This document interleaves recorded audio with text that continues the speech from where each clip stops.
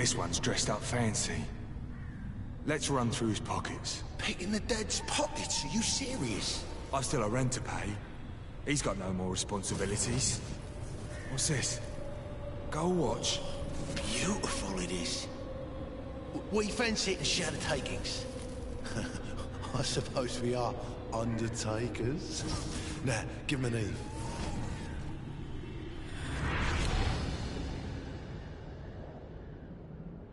That's impossible.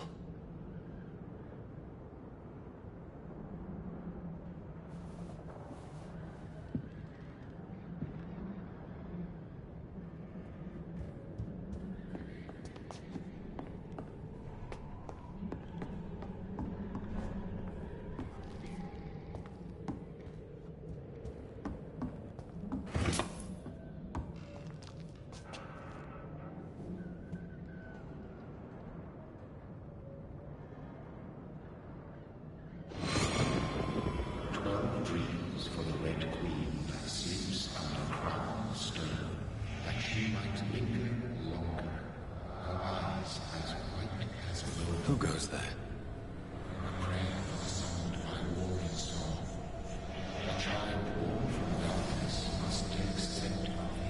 Who's there? Are you referring to me?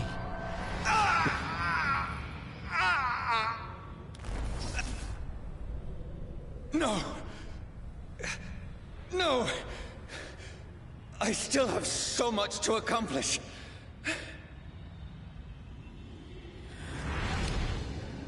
I still have so much left that needs doing.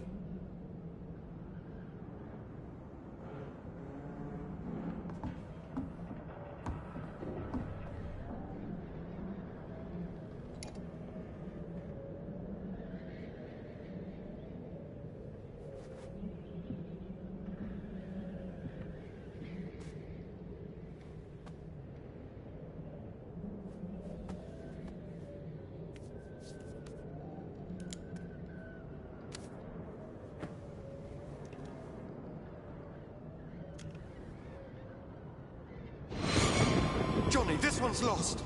We need to leave. And now! No! There's time. I can save him. That's the enemy coming! The orders are to evacuate the hospital! Done. He'll live. And now what? We fight. Killing is a hell of a lot easier than healing.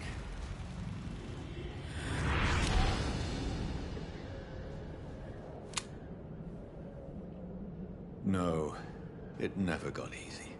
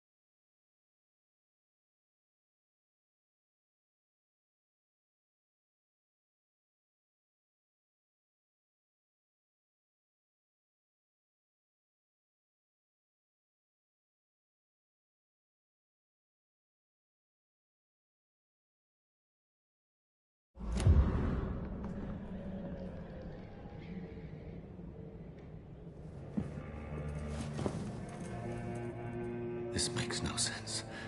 None of it. No sense at all.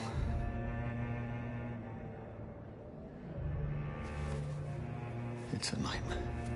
That's it.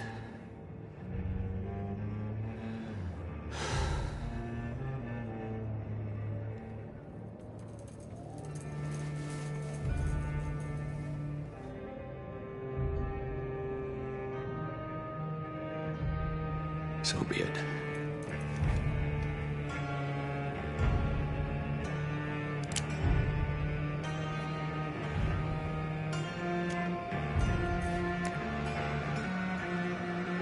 Rational thinking only.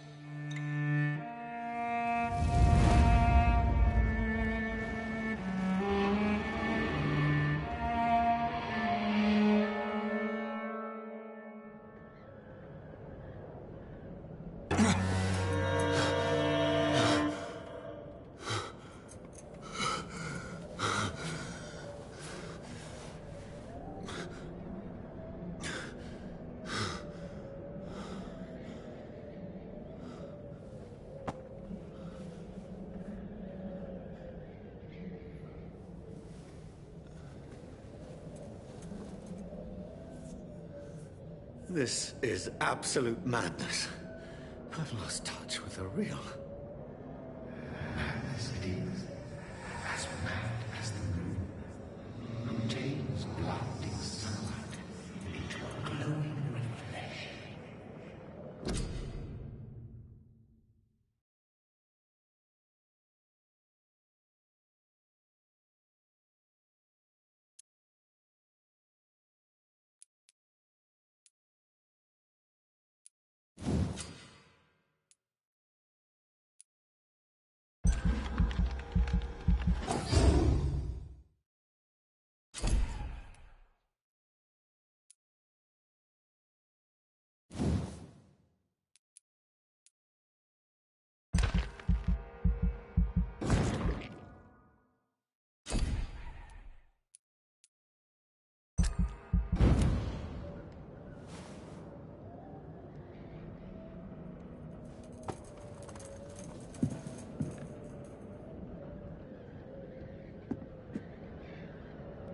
Voice in my head.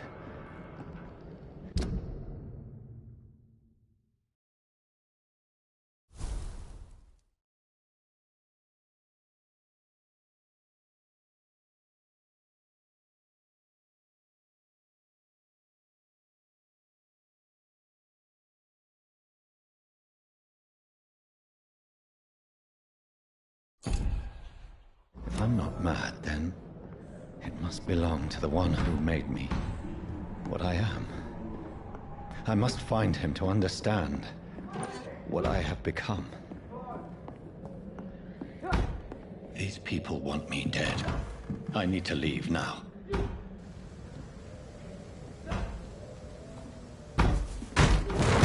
Here's the leech. Here!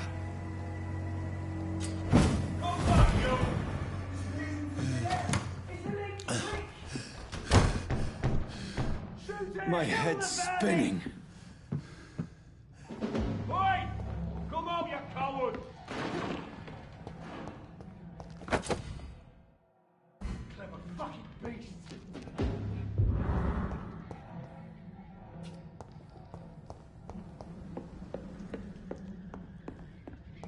It's locked, all right.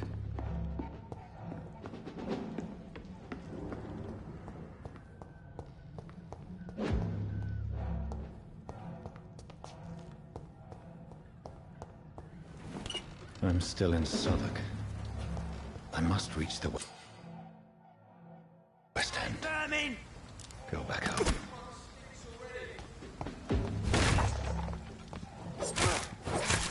There's a strength I never knew I had.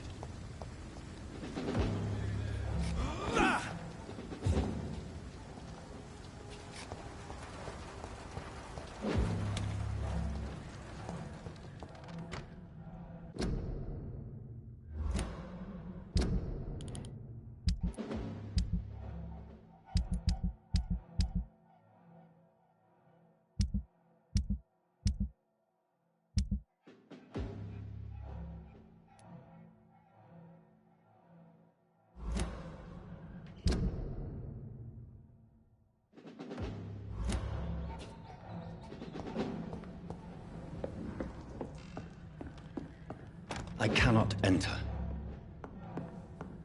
It's locked.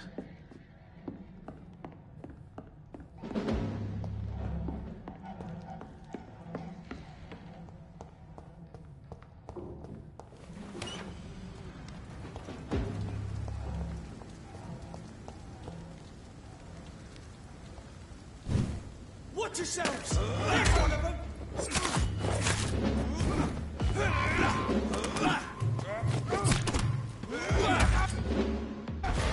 Watch out for them!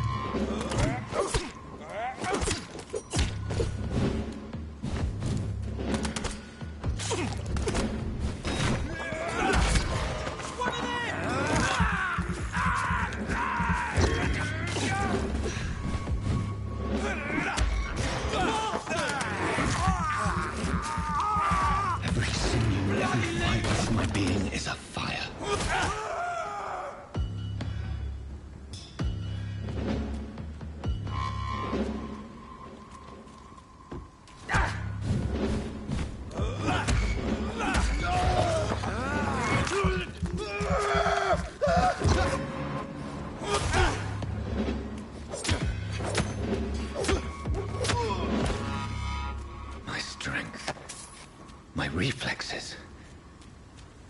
I'm not human anymore.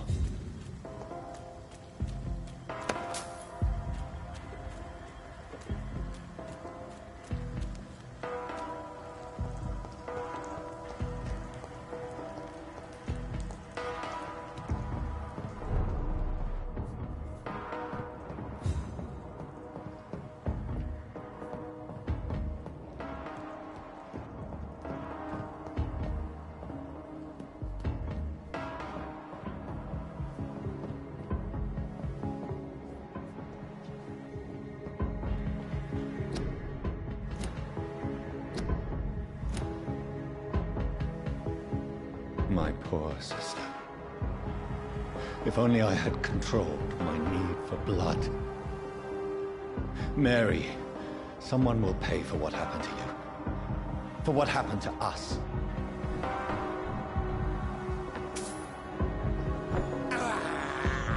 This is despicable.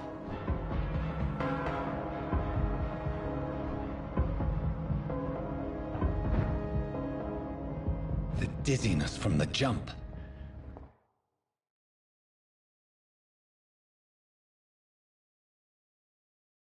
I can now control it.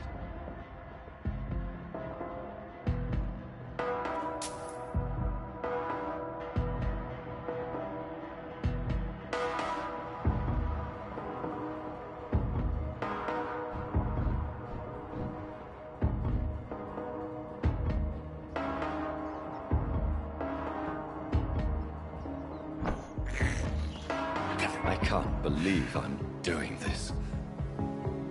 What will London have to say to me? I cannot enter. I've so many questions unanswered.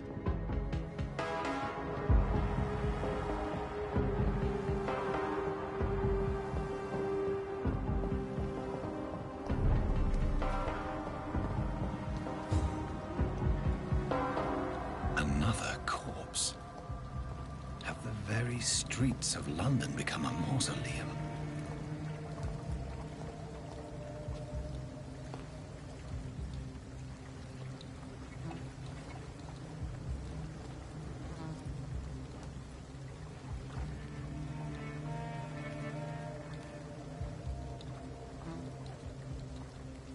The man has been drained of all blood, but I can still smell the scent of it.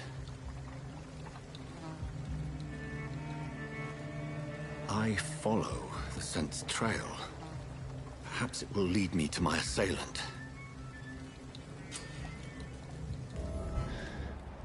Fresh blood. smell is so strong.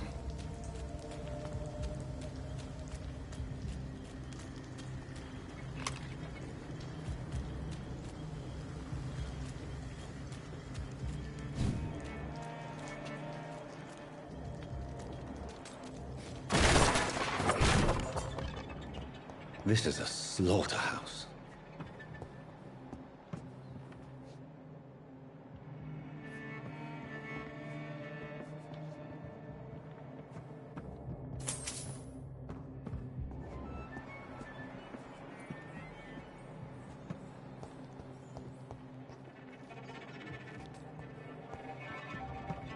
It's locked.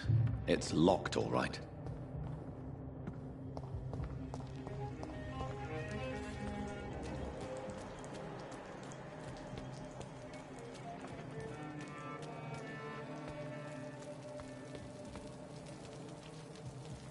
Something dire must have come about.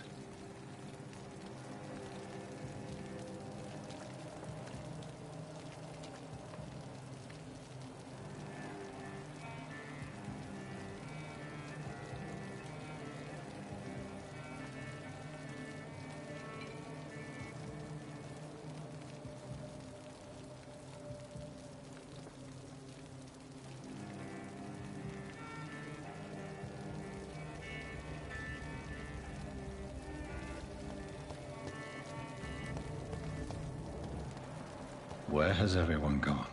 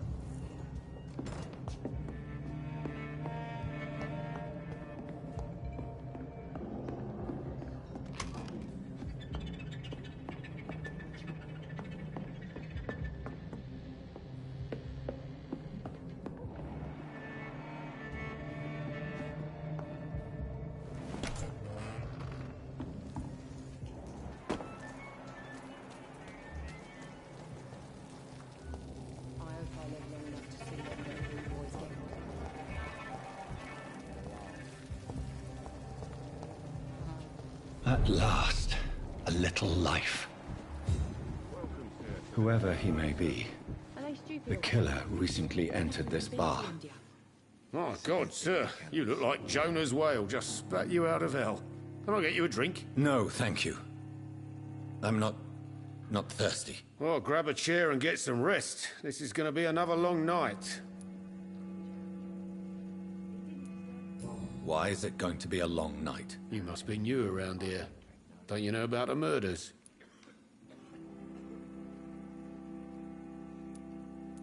Do the police have any leads on a suspect? Even before the outbreak, coppers never came round here. We're on our own. People die in these parts all the time, and no one cares.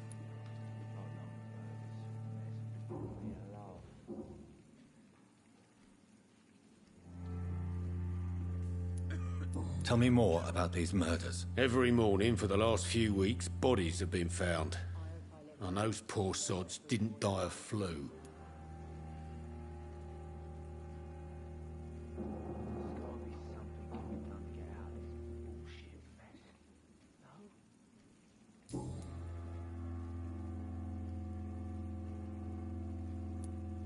Where am I? Where is this place? You're at my bar, sir, the Turquoise Turtle. The last ray of light in this dangerous part of town. Aren't you scared? Scared of what? All the bad shit happens out on the foggy streets. And I never go outside. So you're open all night? Yep. Figured people might need a place to rest in these dark times. I'm looking for someone who might have passed through here recently. Wondered if you might help. It's been quiet tonight. The only other person I've seen went straight up to his room. Thought it was kind of rude, actually. You mean he's still here? Well, yeah. He paid for the entire week.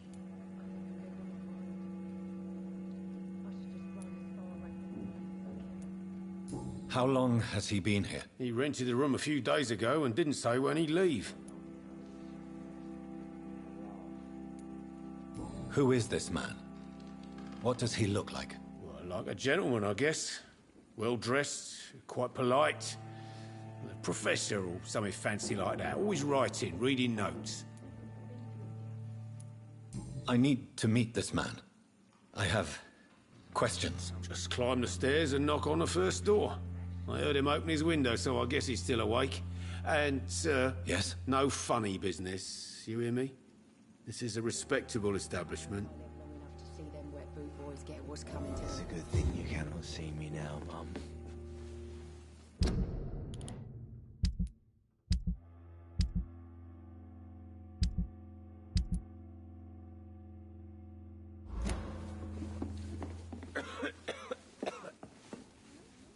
Hello, sir. Are you all right? Is there any way I can help you? I don't know. Maybe you could just talk to me. Maybe you prefer to speak with Tom, then. He's more agreeable talking to strangers. What's going on around here? Where is everyone? Too many dead, sir. First the epidemic, and now all these terrible murders. What have you heard about the epidemic? There's a Spanish flu. Yeah. Killed so many last summer. Thought we'd seen the last of it. Dozens dying every week. Are the authorities doing anything? Nothing. There are so many quarantine zones in London now. It's gotten really hard to travel across town. The murders. What can you say about them? Bodies found in the streets every morning. Drained of blood. It's just horrible. Some say the sewer dog is back. The sewer dog? What's that? No one knows. People have always disappeared around these parts. The ancients say it's the sewer dog coming out to feed. But now he's killing in the streets.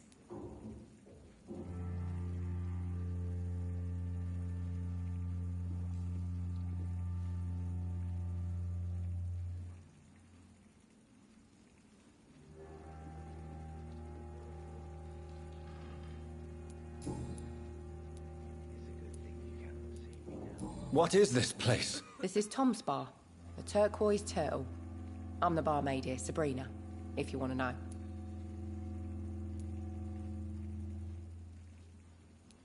Are you always open this late at night? No, it's only since the epidemic started.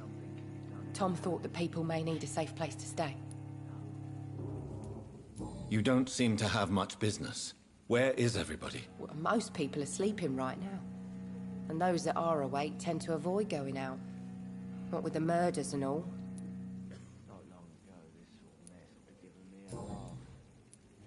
I just want to talk. I didn't mean to scare you. I'm not afraid, sir. It's just I've other customers to take care of. I only see one customer. Oh. Well, yeah, of course. I mean, I best check on them. I'll leave then. Thank you.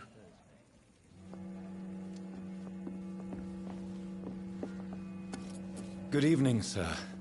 I wondered if I could ask for your help. Wow, you look like you need a drink. Yes. I apologize for my outfit.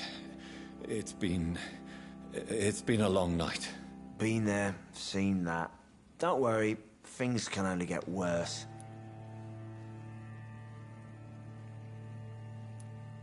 What's going on around here? It's like everybody is hiding. You must be new here. Have you not heard about the murders? Everybody fears the return of the sewer dog. Who is this sewer dog? It's the local bogeyman. Convenient answer for every crime that happened for decades. You murdered someone, blame the sewer dog, eh? You make it sound like it's a fairy tale. People will always believe in monsters. It's easier than accepting their own darkness. We can all be monsters. Has anybody entered the bar recently? Can't say. Sorry. I spent the night making love to that gorgeous bottle, see? This is important, sir. Are you sure no one has come in here in the last few hours? I don't know and I don't care. This is a free country. People still have the right to come and go, don't they?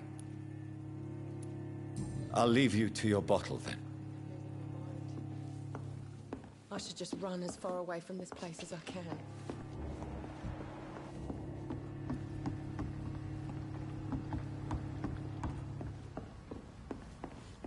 Not long ago, this sort of mess would have given me a laugh. This is no place for you. Priwen has several patrols roaming the area. They do not pursue me. But they're looking for vampires, and they're most efficient. They'll not relent until the killer has been identified. I have a common objective, but I require... I think someone is eavesdropping. Are you certain? You might as well come in, whoever you are. Slowly, vampire. Who are you? I mean you no harm. Saith the vampire. Present yourself. I need a word. Would anyone?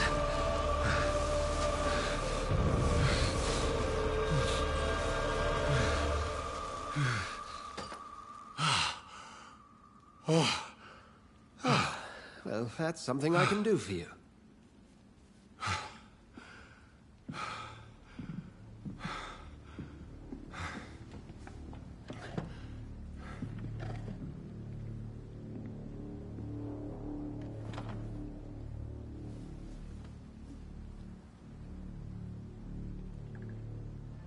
And who might you be?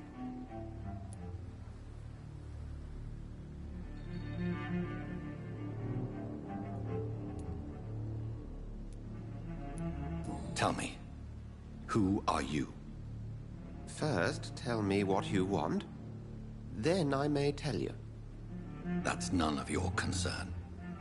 Sir, you have entered my room in the middle of the night, pale as a corpse and shaking like a tree. So please, indulge me. Someone is molesting people. In fact, killing them. Biting them. The calling card of a vampire. Like you.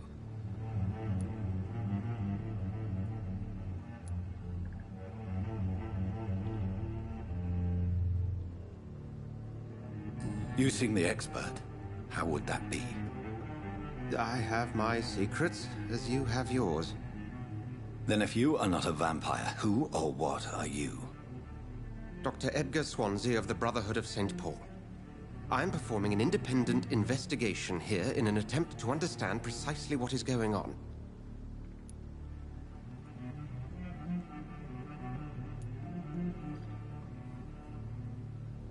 What have you uncovered concerning the murders? It started a few nights ago. Rumors of violent murders. The docs have always been, shall we say, somewhat unsavory. But this is different. How different? A vampire is at work here. Famished. Reckless. It must be brought to ground, and quickly. And what exactly is this Brotherhood? Sir, if the name is not familiar to you, then we shall discuss it another time. I heard another voice, that of a woman. Who were you talking to? Ridiculous. I've no idea what you're talking about. Something tells me not to trust you. Then the feeling is mutual. Then help me find the culprit. I may. If you'll first tell me why you opened this door. I followed a trail. The scent of blood from a recent victim. It led me here. You thought I was your aggressor. That explains a great deal. We are both chasing the same shadow.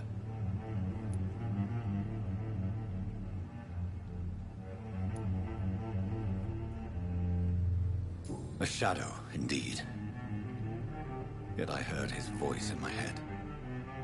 There was a moment I believed I was mad. You should let me handle this affair. You've no idea what you're up against. No. I will find the monster. He is mine. How will you do any better than I? But then let me ask you this. What are your intentions if you find the killer?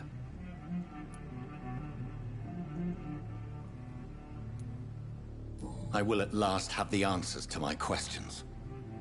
Then I can only wish you good hunting. And pray we shall meet again.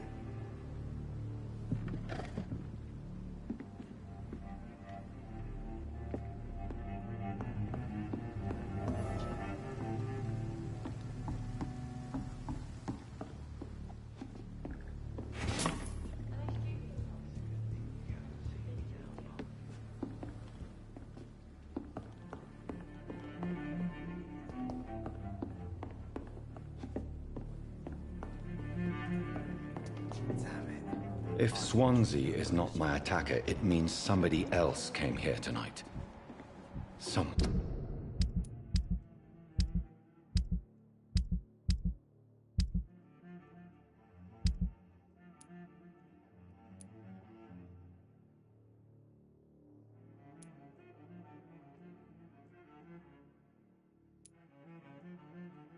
One must know something.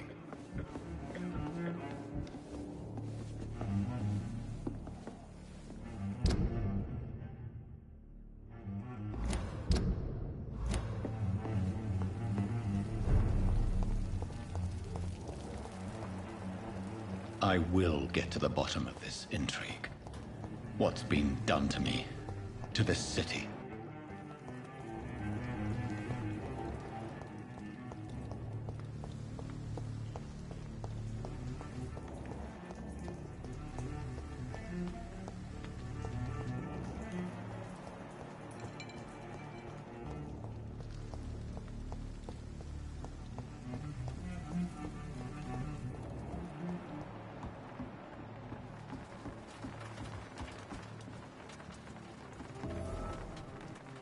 The body is still warm.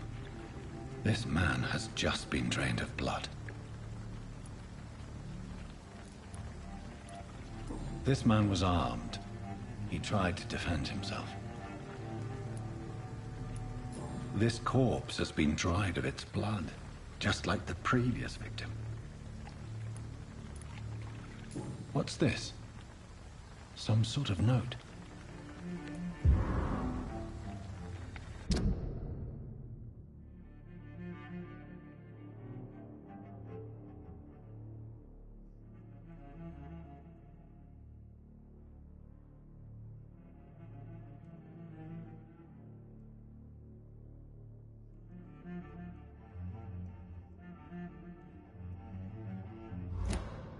These men, they're a company of professional vampire blood and empty gin bottles.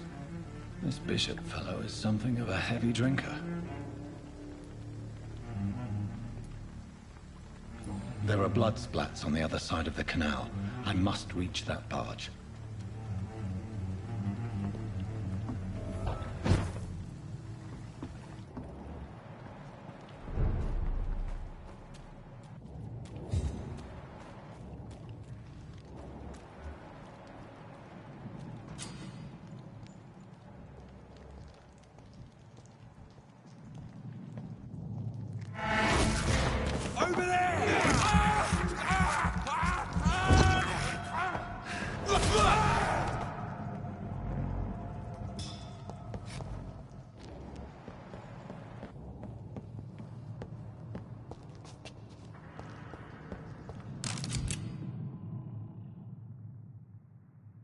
Ammunition crate. Good. I may need a lot of bullets. I feel like I'm back on the front line again.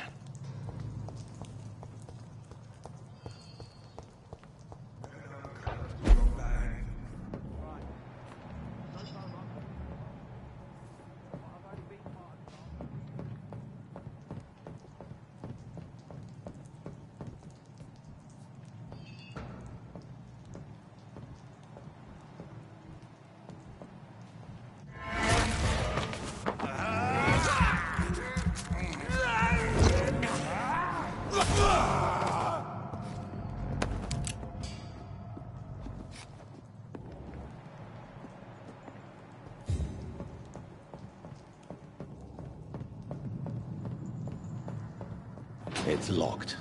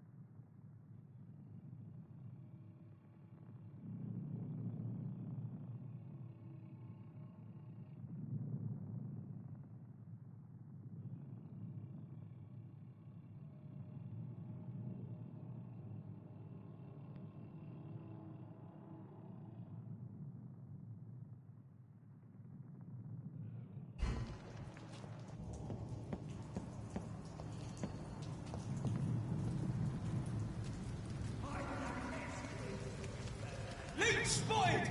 Watch out!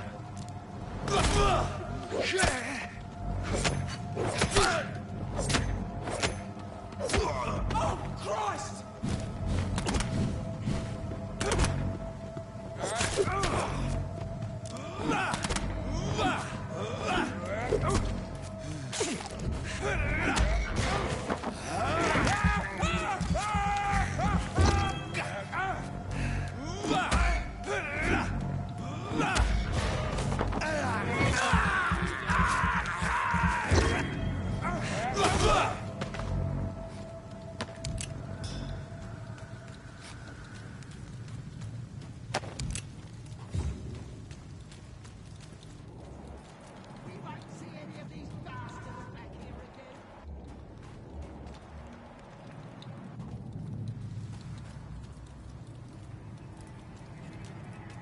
Shut! Step away!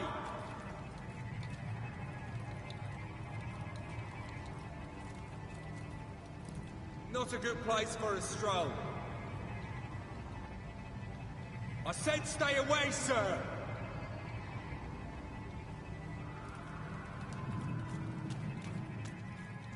Look lively! It's on to us! See?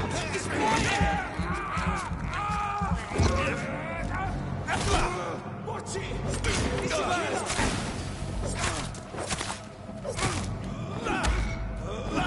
Shot him! Shot him!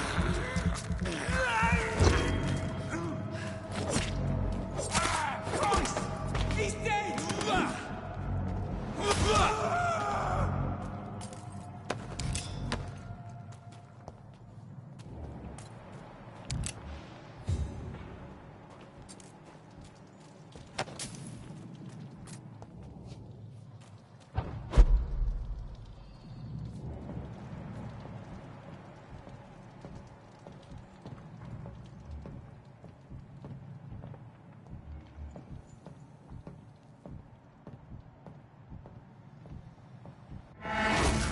Over there!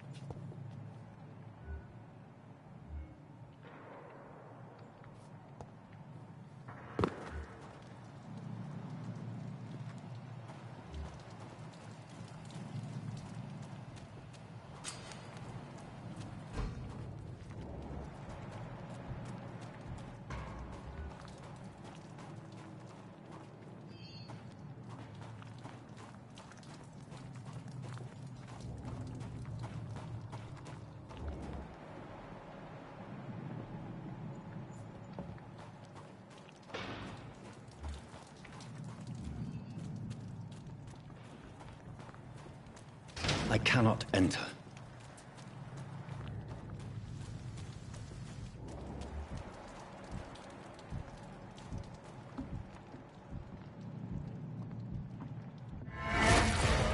Over there!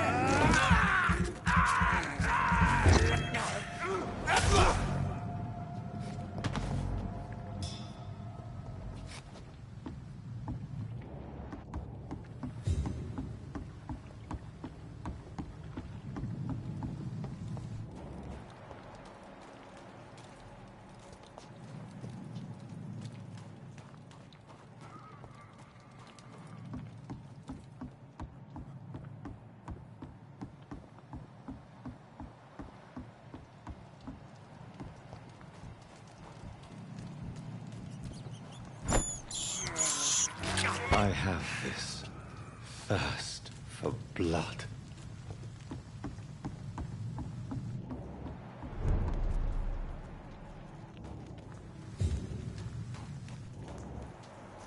Fresh blood. The whole building reeks of it. The scent is so strong it makes me dizzy.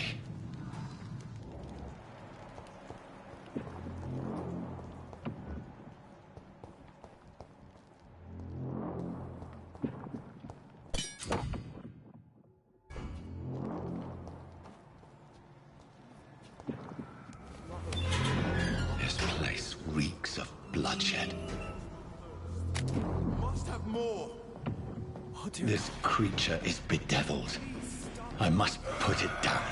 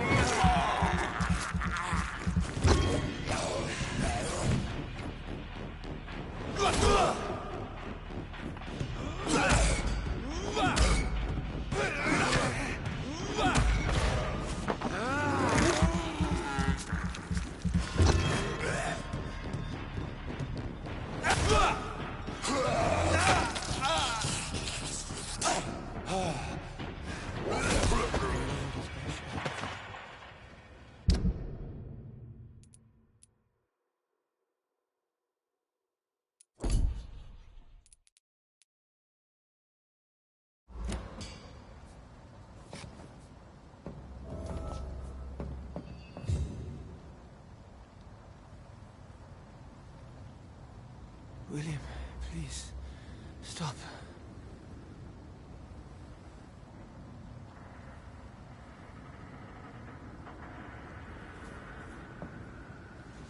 William was an honorable man. I could have saved him. Mr. Hampton, are you in there? I knew him well, another lost soul, a kindred spirit. Sir, listen to the sound of my voice. I'm a doctor. You're suffering from shock. I must return to my flock. They'll stray without me.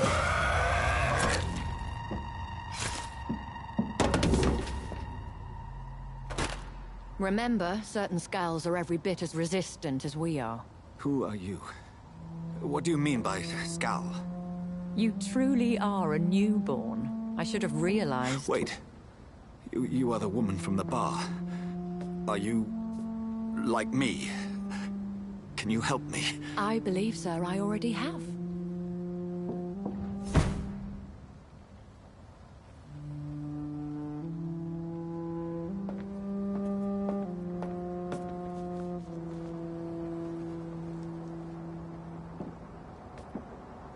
By George and the Saints, you've solved the mystery of these terrible murders. Patience, good fellows, I've come to offer help. Just give me a moment to secure my boat. We can leave this awful place. William was not the evil man they claimed. He was just taken by the thirst. He needed this drink. This man requires medical attention. We'll see he gets to the nearest hospital. No, please, I must tend to my fold. My flock needs me. There, sir. Go with the good Dr. Swansea. He's resourceful, and I'm sure he'll take good care of you. You'd best come as well. The sun is soon to rise, and you'll need a place to rest. I just need a moment. If I can learn something about what has happened to William, I'll be a step closer to understanding what happened to me.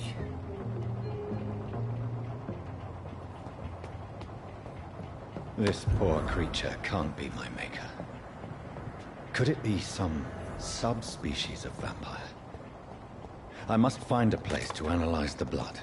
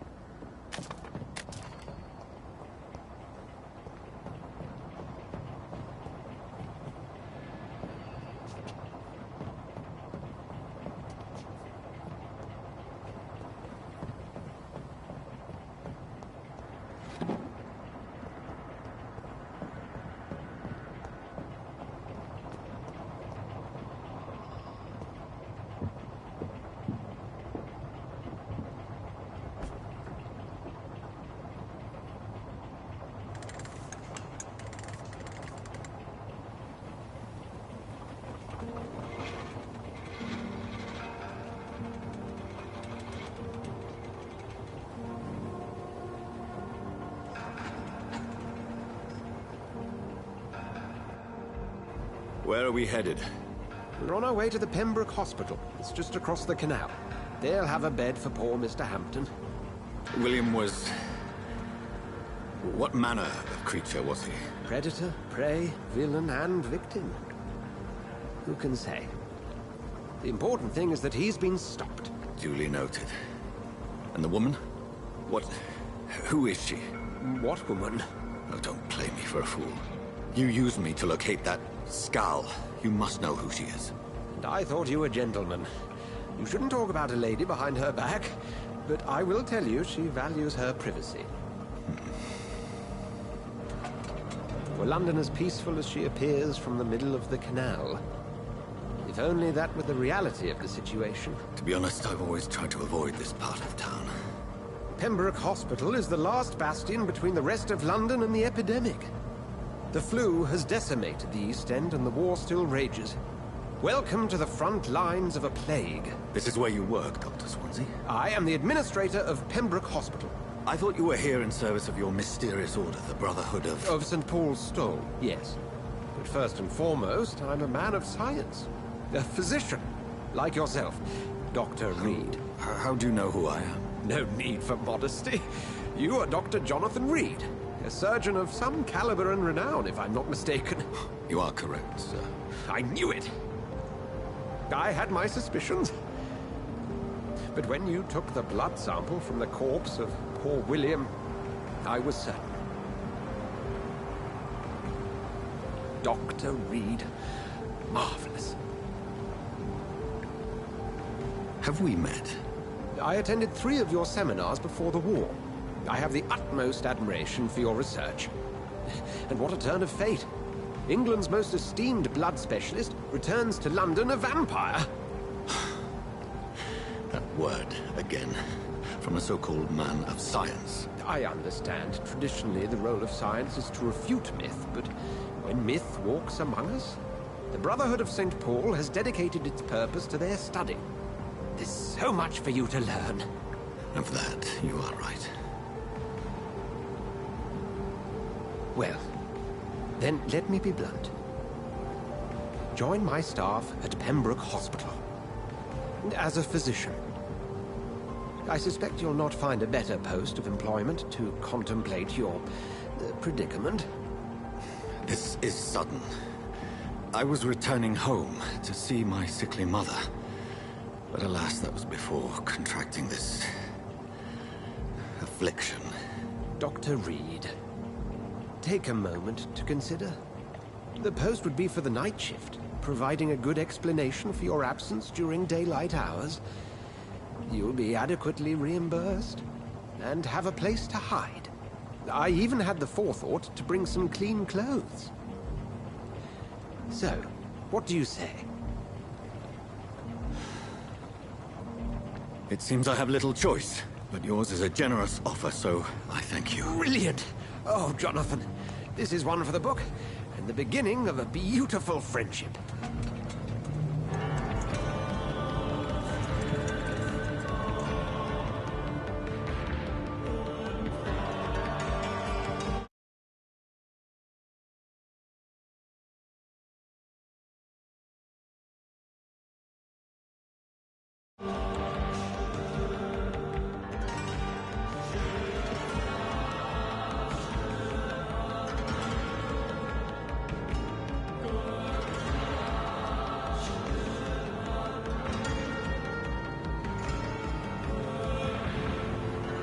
Dr. Swansea, thank goodness. I was beginning to be concerned.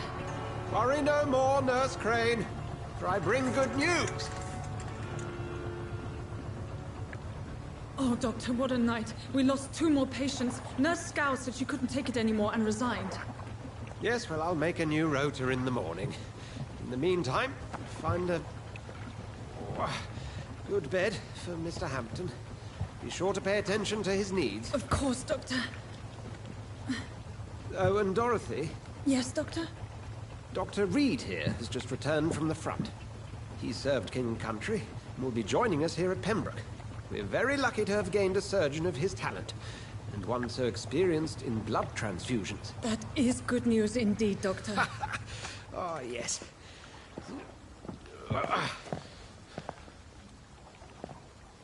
Here at Pembroke, it's not what we have, but what we haven't. It's only thanks to Nurse Crane and the staff that our ship doesn't sink. If you have any questions, just ask her. Duly noted. Thank you. Your assistance is required, Dr. Swansea, immediately. Welcome aboard, Jonathan. We'll catch up after my rounds. Coming, Nurse Crane. I'm coming.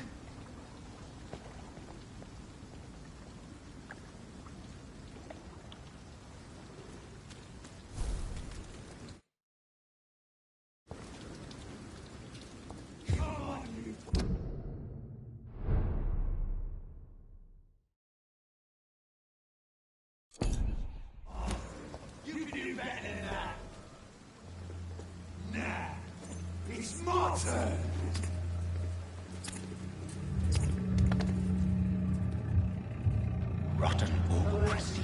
Each heart contains the seeds of life. Drink at this river. Try it all.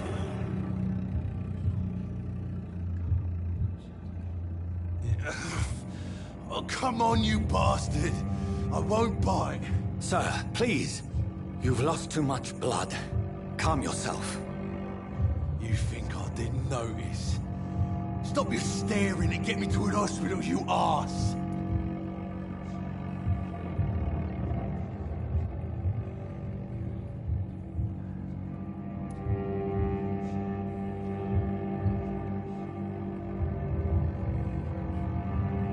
Insulting a good Samaritan. Not exactly the way to get rescued. All right, sorry. I am in pain here. My guts are spilling out onto the street and you're yabbering on. Yes. That's a very nasty wound you've got there. Take my word, I am a doctor. Dr. Jonathan Reed. Name's Clay Cox.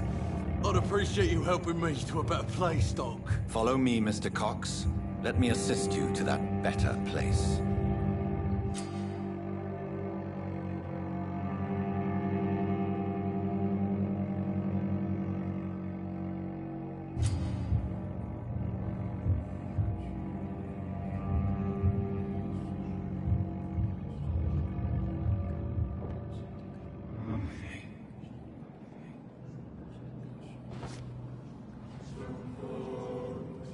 Bring this fading light into the shadows. Dance with him the dance of life and death.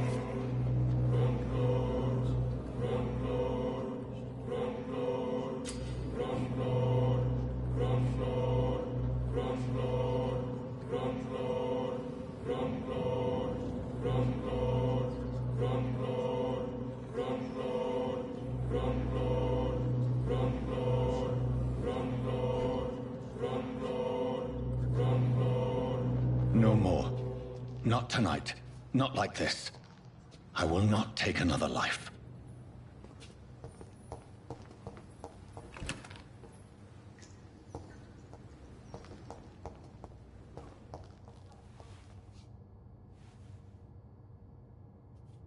What? What happened? Whoa, I feel giddy. Did I black out? Whoa, I feel giddy.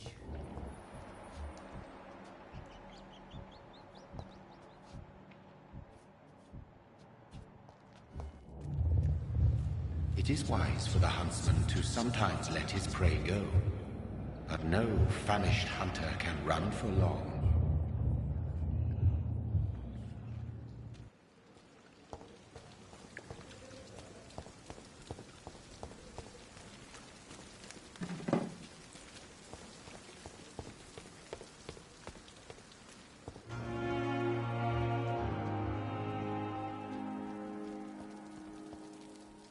Doctor, where have you been? I've little time to play hide and seek with new staff members, no matter how illustrious they may be. I found a wounded man by the docks. He answers to the name of Clay Cox. He requires urgent medical attention. Already making the rounds? That's the Pembroke spirit. I'll ask our porter, Milton, to bring him back immediately. Thank you, nurse. What can I do for you? Dr. Swansea insisted we provide you a quiet office. You'll find it on the second floor with your name on the door. Thank you. Nurse Crane, isn't it? Yes, Dorothy Crane. Welcome to Pembroke Hospital, Dr. Reed. Your office has been prepared. I would like to ask a few questions first.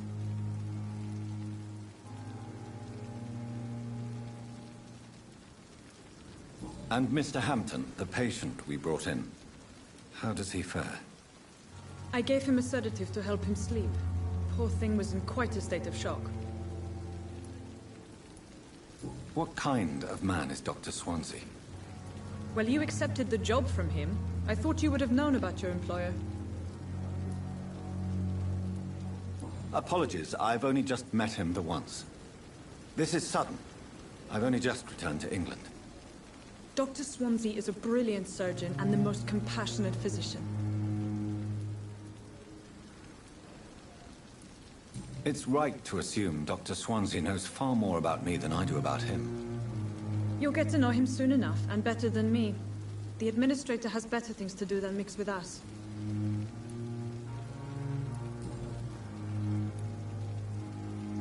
If you could point me in the direction of my room again, nurse. Second floor of the hospital, left after the stairs. It's the last vacant office at the end of the corridor. Thank you, Nurse Crane.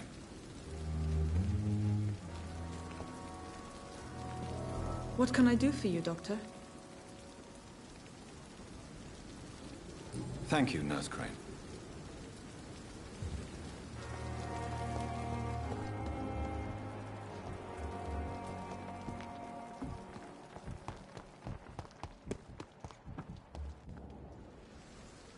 Good evening, sir.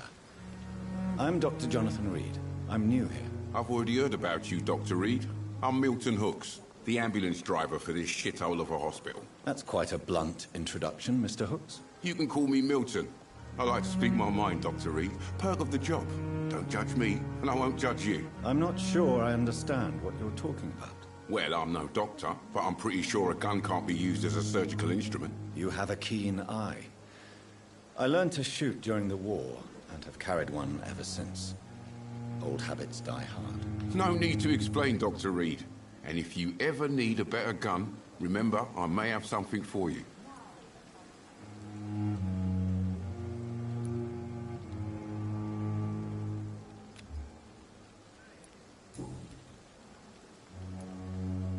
How is the situation around here? You want to hear the situation is all right? It's fucking awful. We lack everything, and it's getting worse every day. So what do you do exactly in this hospital? Apart from smuggling guns, I mean. I've been an ambulance driver since... too long, I guess. I bring sick people here night and day. It's a dirty job, but I get it done. Most of the time.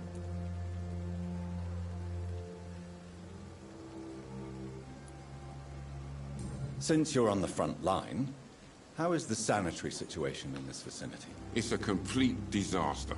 It's even getting dangerous to enter some streets or buildings. Even the locals attack you.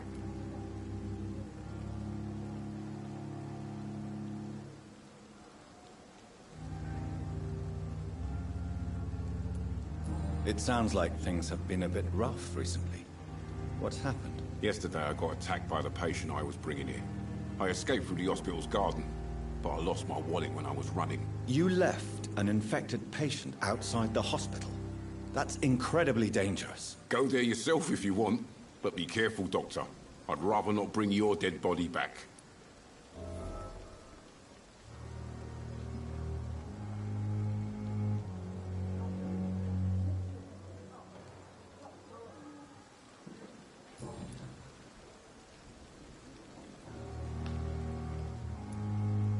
Are you really smuggling weapons through the hospital? And why not? I've already been attacked by patients, you know. And by gang members willing to steal my money. But you're not defending yourself. You're selling guns to civilians. You keep people alive your own way, Doctor. I offer them another way to protect their health.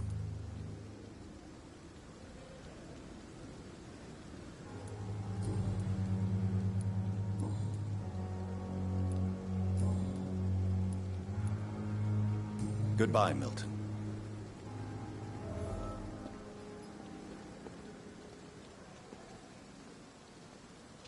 This is no time for self-pity. It is the last thing our patients need.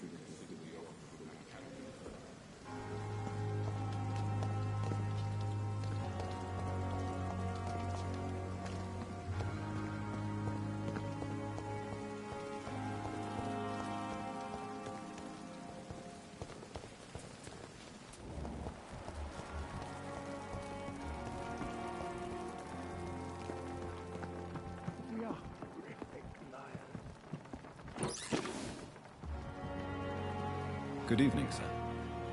So it is true. The famous Dr. Reed has joined us. I can't think of any better news during these terrible times. Do we know each other? Actually, yes. We met once before, at the Rockefeller University in New York. Dr. Tippett's, yes, I remember. I was assisting Professor Carell in his research about coronary bypasses. He had nothing but praise for you. He was also very confident about your future. And look at you now. Eminent surgeon and blood transfusion specialist.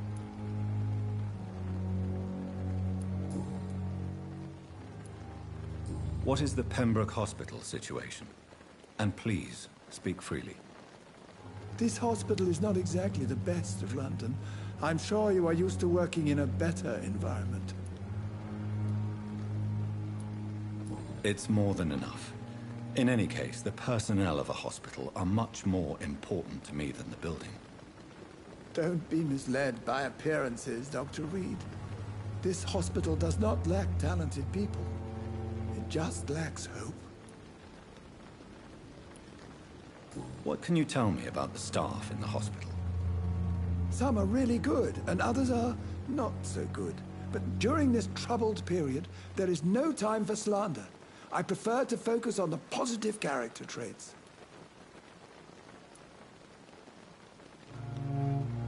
Tell me more about cherished people, then.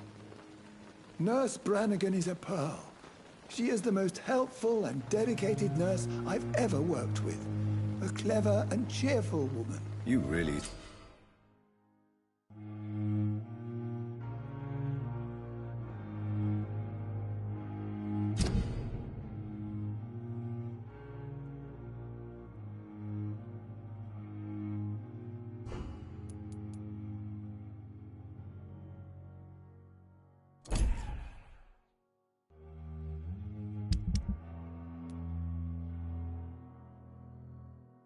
seem to admire her skills.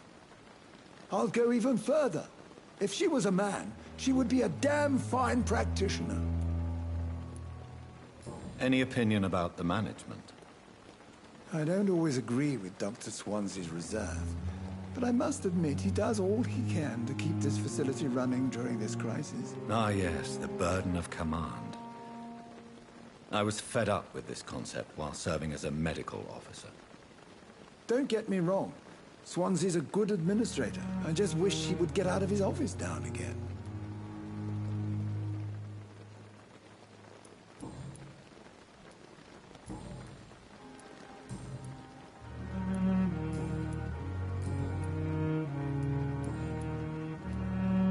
Goodbye, Dr. Tippett.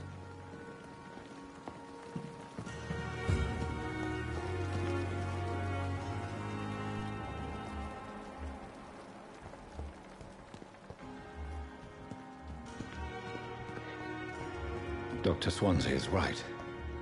This place seems perfect to conduct my research. Good evening, nurse. Good evening, Doctor.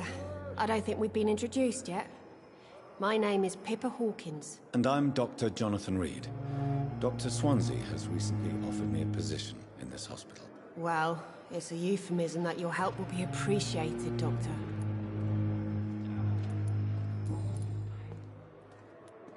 How would you describe the situation at the Pembroke Hospital? It's serious. The flu is wreaking havoc amongst the staff and patients. We are running out of everything.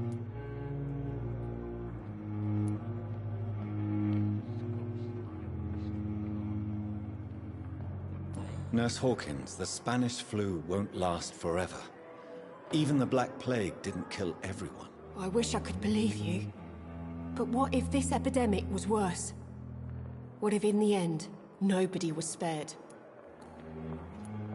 You must get a hold of yourself, nurse. Sorry, I'm exhausted. No one has any idea when this epidemic will be over.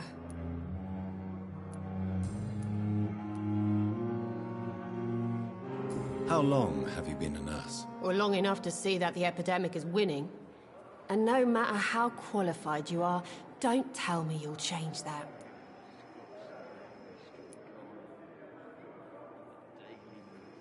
You're right.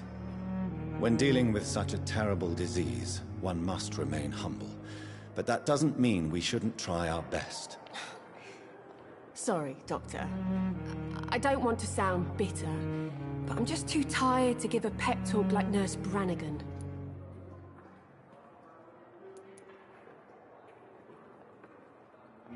How is the Pembroke staff coping with the epidemic? Well, not well. Milton, the ambulance driver, is even more grumpy than usual, especially concerning doctors.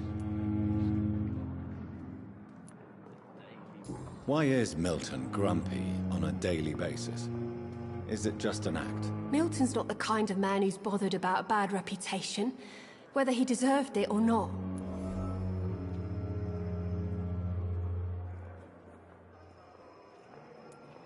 Why does Milton dislike doctors? I don't know. Just ask him. But be warned, Milton is not the chatty type.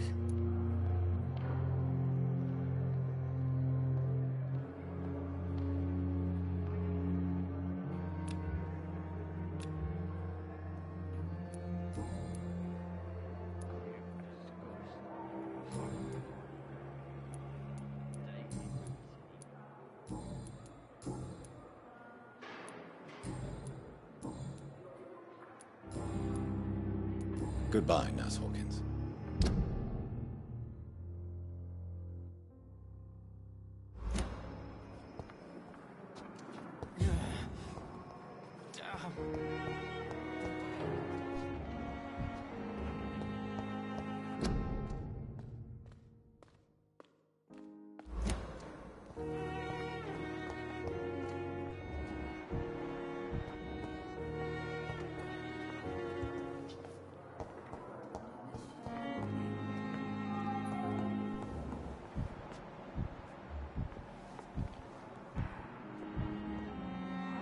Good evening, sir.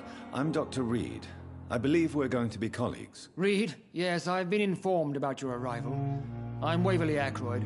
Welcome aboard, I suppose. Does my arrival inconvenience you in some way, Dr. Ackroyd? Let us just say that I don't particularly share Dr. Swansea's enthusiasm for hiring you. What we need here are reliable professionals, not overrated dabblers.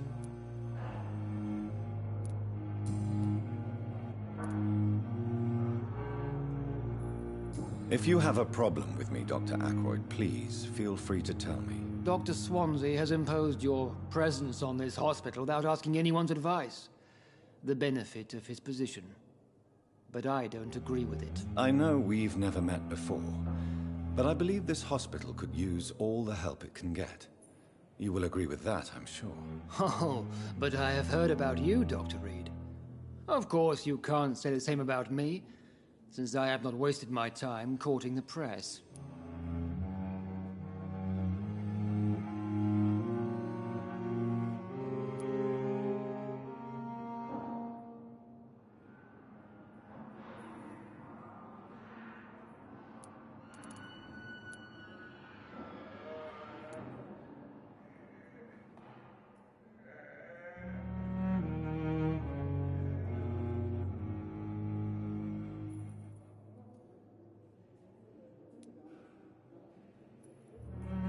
aren't you too old for such jealousy? It really won't do you any good, you know. Don't be ridiculous, Dr. Reed. A simple glance is enough for me to know you have nothing for me to envy.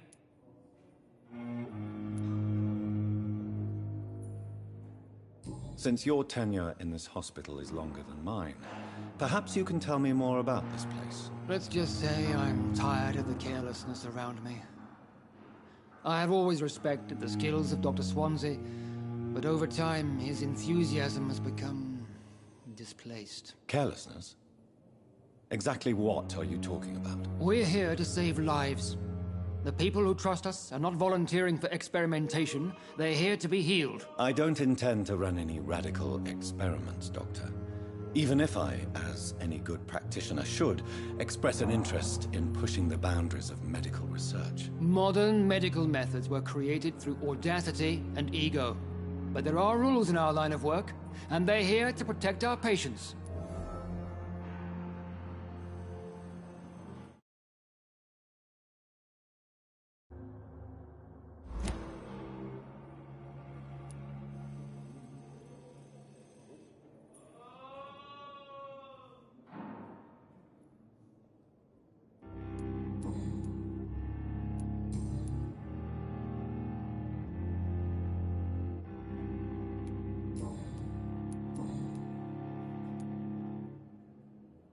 I don't know what you've heard about me, but I have already proved my value as a practitioner. I don't question your skills, Dr. Reed, but your motive. Is it money, fame, or are you truly dedicated? And what exactly is that supposed to mean? I served in the war just like you. But unlike you, I did not use the wounded to play the modern sorcerer. Be careful what you insinuate, Dr. Ackroyd. I only want you to admit you used those men to improve your theories.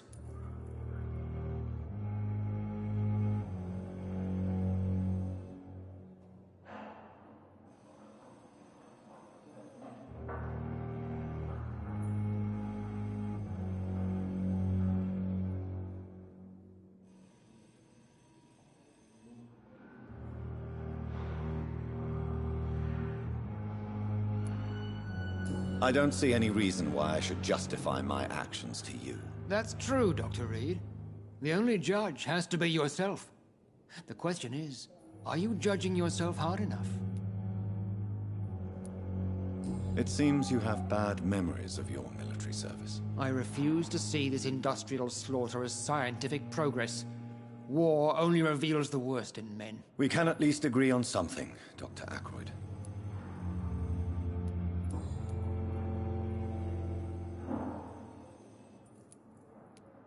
Thank you for your time. We'll talk later.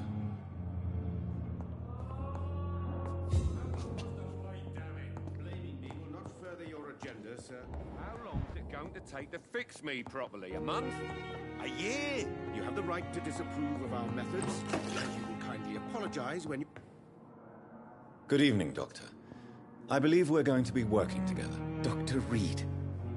Dr. Swansea informed us of your arrival, but I could not dare to believe we'd have such good fortune.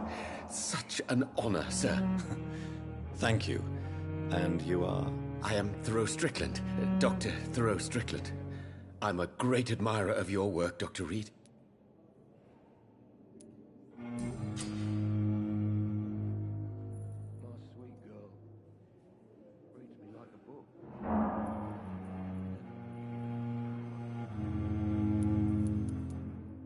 Please, could you tell me something about yourself? I'm a great admirer of your work concerning blood transfusion, Dr. Reed.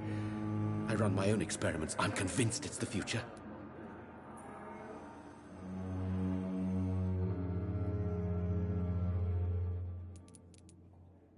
What made you choose to be a doctor? I'm not ashamed to admit you and your work have inspired me. I am honored to have the opportunity to work by your side.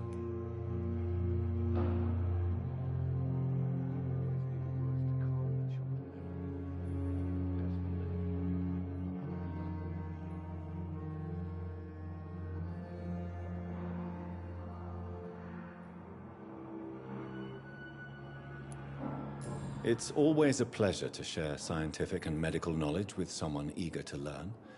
I'll be glad to help you if I can. This epidemic may be the century's most terrible disaster, but I'm convinced that we, as doctors, are the only ones able to defeat it. I based my technique on my mentor's research. He helped me perfect my method. What is yours? I'd rather not talk about it. For now, it's just theories and first approach. My process is purely experimental and unsuccessful. As long as you're cautious and methodical, you may remain...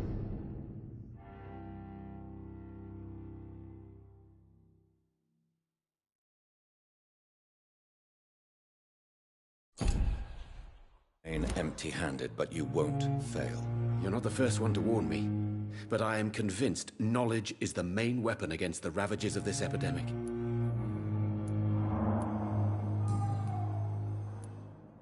What can you tell me about the Pembroke? Well, it has always been an honor to work with Dr. Swansea, but with your arrival, I can't think of a better opportunity to learn about blood transfusion.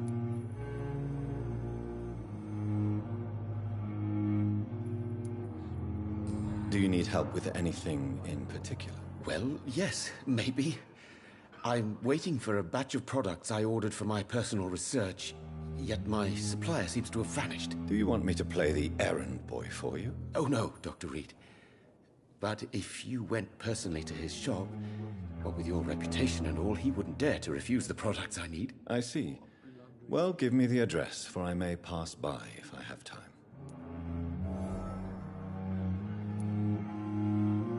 You seem quite optimistic.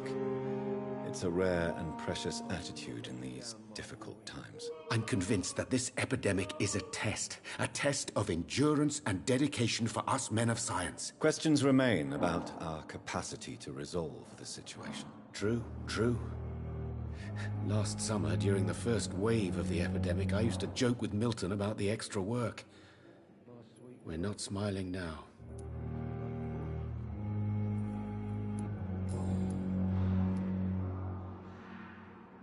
What do you think of Dr. Ackroyd's aversion to modern medical methods? It's a shame he's so narrow-minded. Dr. Swansea taught me that science is about exploring uncharted territory. I'm convinced that's true. With the influenza and all that's going on, you should put your differences aside, don't you think? Why is it so difficult to work together? I believe that if Dr. Ackroyd had been the one to discover the transfusion process, he would be the first to recommend its use. So you believe it's just a question of jealousy and pride? Dr. Ackroyd is as proud as he is blinded by his obsolete concept of medical science.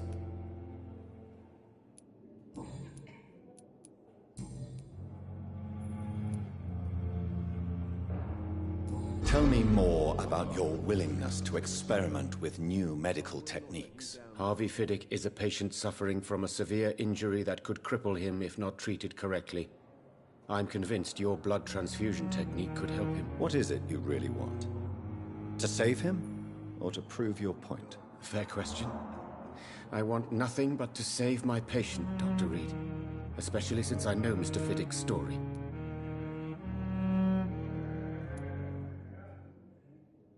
Tell me Mr. Fiddick's story. Our first diagnosis was compromised because Mr. Fiddick lied to us about the real origin of his injury.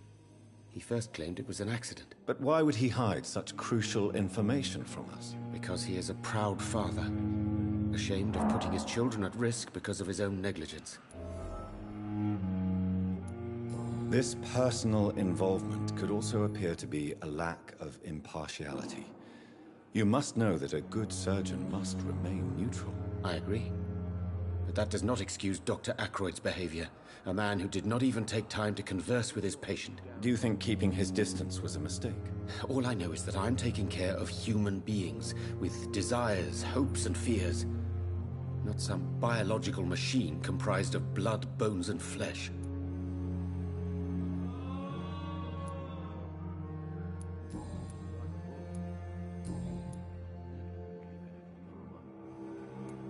Goodbye, Dr. Strickland.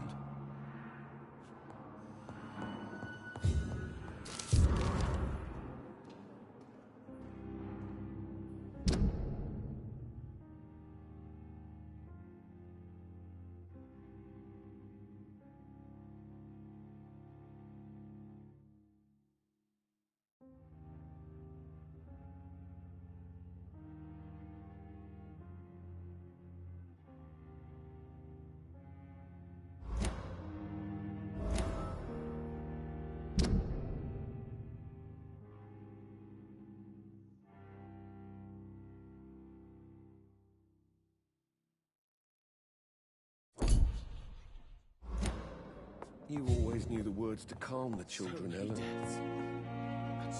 Good evening, sir. I'm Dr. Reed. May I help you? I don't know if a third opinion is needed. Your colleagues are already arguing about my condition. I see. Would you mind telling me more about your situation? I'm Harvey Fiddick. All I want is to get me bloody arm fixed properly.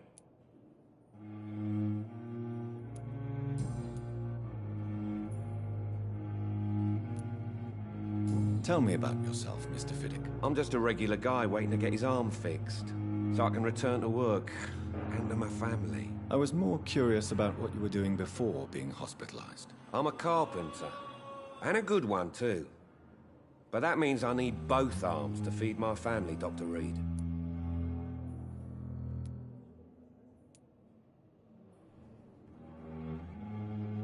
Tell me about the doctors who are arguing about your case. Strickland and Aykroyd. They both want the best for me, but there's a lot of pride there. Doctors are no different from carpenters, it seems. What do you mean? I often had professional arguments with rivals on a building site. Difference is I disagreed about wooden nails, not flesh and bones.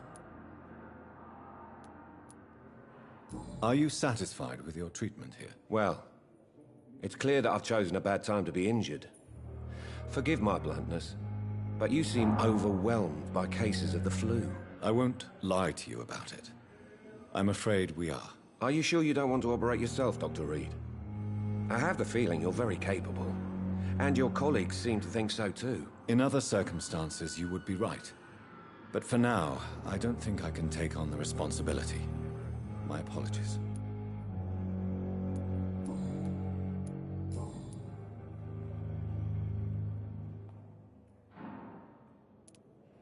You seem worried about the safety of your family. And it's obviously the reason why your wound troubles you so much. I cannot give up on my children now. They both need me living. What about their mother, if I may ask? She died in 1915 during one of the first Zeppelin raids. We never found her body.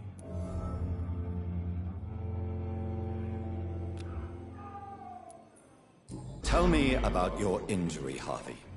Why do you feel so guilty about it? My wife died because of me. And now I may lose everything because I've been careless enough to hurt myself. What an arsehole.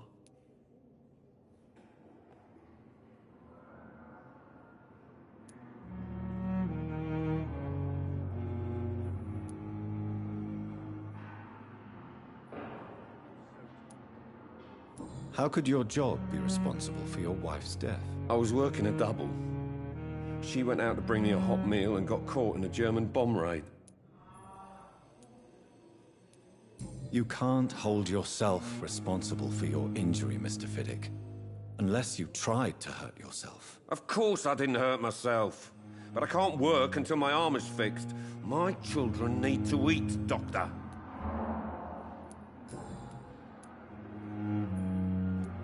Tell me more about the death of your wife, Harvey. 1915.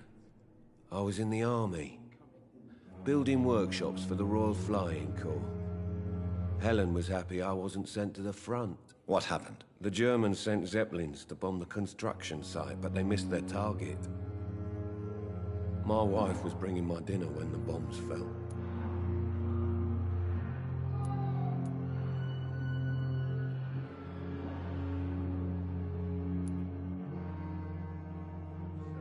How are your children after losing their mother? They were smaller then. The only good thing about this is my Helen didn't bring them with her that night. I'm sorry for your loss. So many died during the bombings.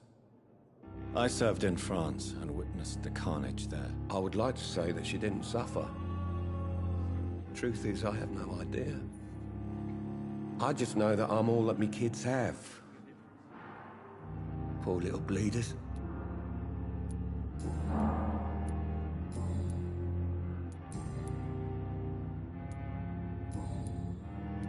Goodbye for now, Mr. Fiddick. I'll see you later. You always knew the words to calm the children, Helen. As for me, what a blundering... Good evening. I'm Dr. Reed. Can I help at all? No. Really? Why are you here, then? I don't want to talk. My throat hurts too much. I suppose that this pain is the reason you're here. Is someone taking care of you? Yes. And no. Could you at least tell me your name, sir? Mortimer. Mortimer Goswick.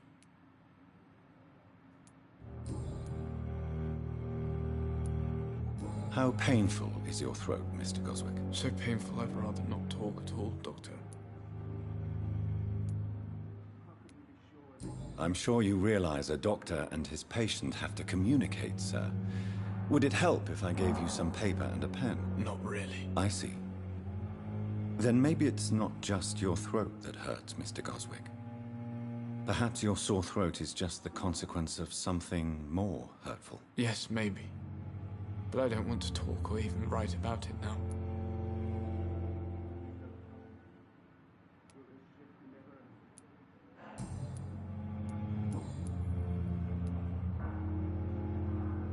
Tell me about yourself, Mr. Goswick. I don't want to talk, Doctor.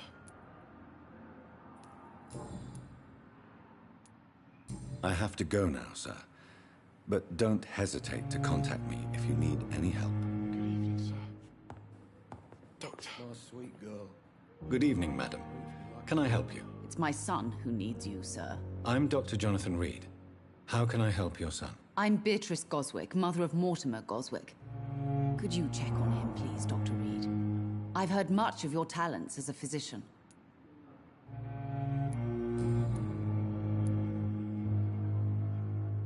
What can you tell me about yourself, Mrs. Goswick? Not much to say. Just take care of my Mortimer and I'll cover all the expenses. That's all that matters.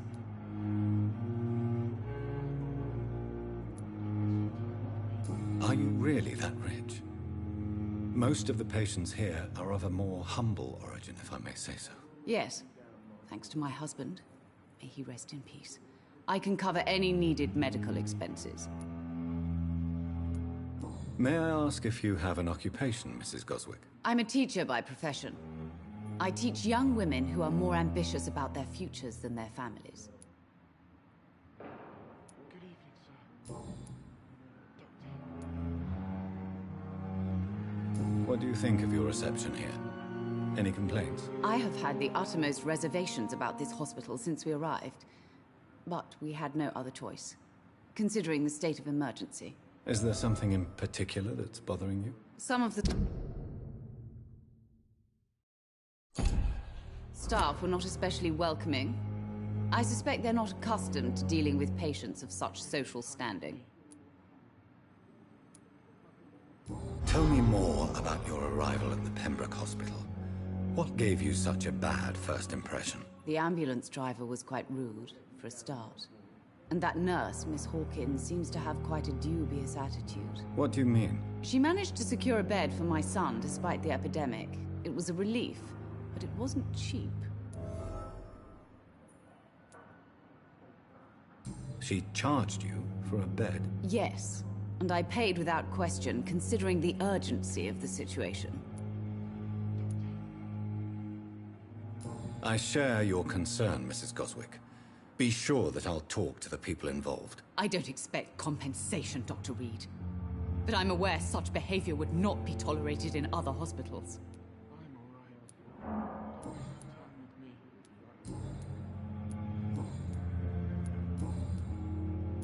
Goodbye, Mrs. Goswick. So many deaths.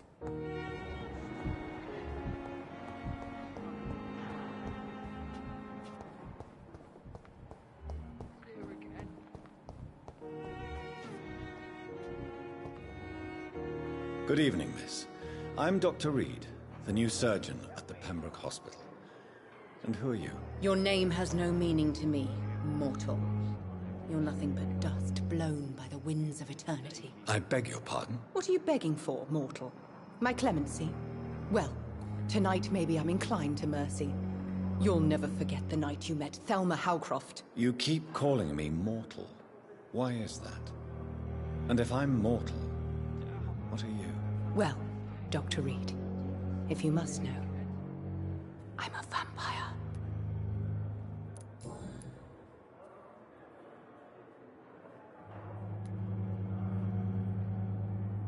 And why do you believe you're a vampire? I don't need to believe anything.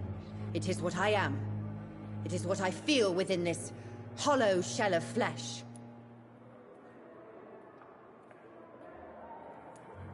Please, describe to me how you feel. What is it like to be a vampire? I can hear my body crumble from the inside as my flesh cracks and fades. I sense the last pulse of postulant blood within my drying veins. I need new blood.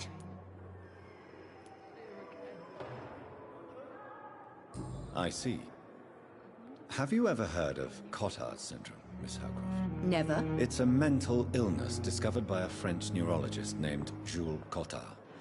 The affected patients are delusional.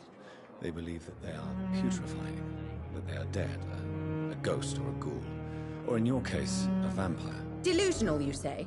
Oh, sad and petty mortal. You can't even begin to understand the concept of immortality. And you think it is I who am delusional.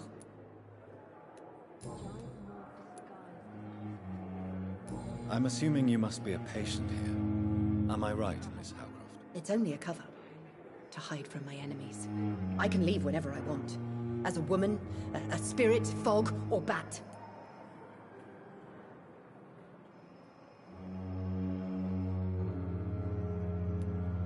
Who are these enemies you mentioned? Can you describe them? I cannot say for sure. But I sense their eyes on me from nearby. I feel them watching me every time I visit the garden near the morgue. The staff here are not your enemy. They're here to help you, to care for you. I'm not speaking of the doctors in white. I'm speaking of the men and women who hunt me. For I am a vampire. I see. Don't worry. These people will not find you here. I'll personally make sure they leave you alone. Thank you, mortal. But do not interfere with them, for you are no match for those that hunt me.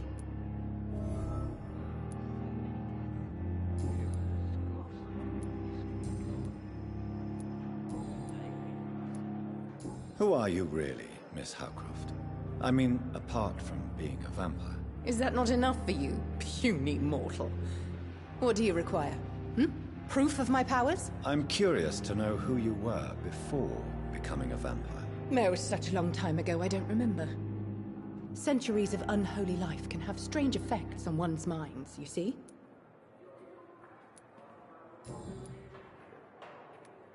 I'll leave you, Mistress of the Dark, to your nocturnal activities.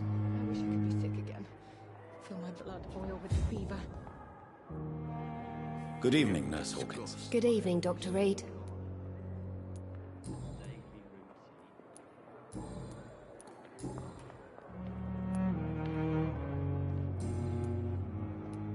Goodbye, Nurse Hawkins.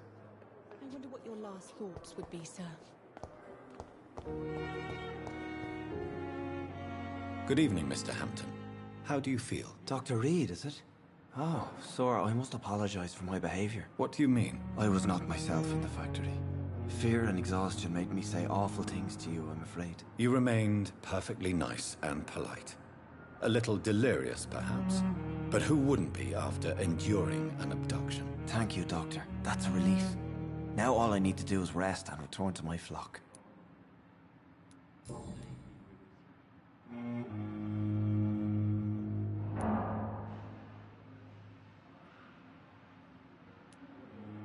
Do you know Tom Watts, the bartender from the Turtle? I met him before I found you in the canning factory. Tom? Yes, of course. Always the helping hand, good old Tom. Without men like him, corruption and despair would have wiped out the East End long ago.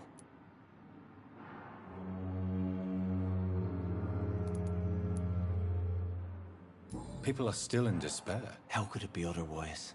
The authorities have left us all to rot in this contagious nightmare.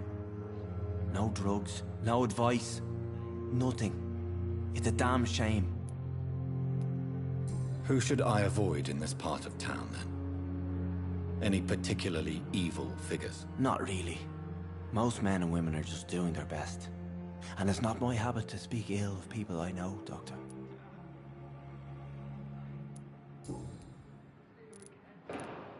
How did you end up in William Bishop's den? I had received alarming news about his recent behavior.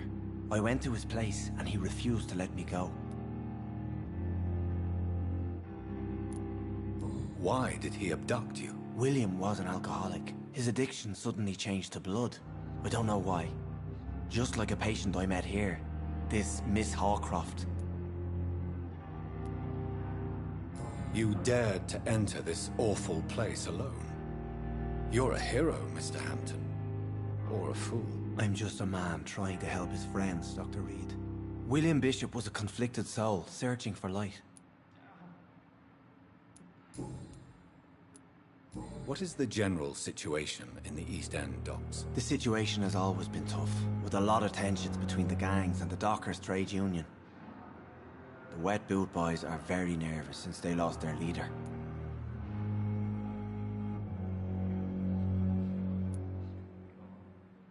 Who leads the gang now? Since Clay Cox went missing, it's his wife Edwina who runs the show, with the assistance of her minion, Dooth Digby. Has the gang been threatening you? Ah, no. I've had this nickname for so long, you know, the sad saint of the East End. No one dares to bug a saint, not even criminals.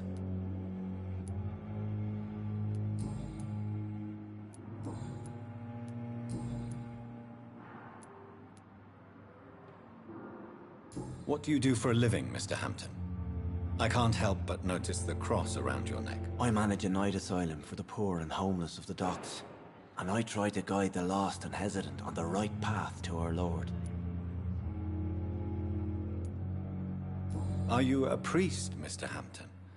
A deacon, maybe? Not at all, Doctor. I'm just a man of faith willing to preach the good word. Why didn't you use your cross against William Bishop? To repel him somehow? That's a very strange question, Doctor. A cross is no magical token, if that's what you were trying to say. Not mine, anyway.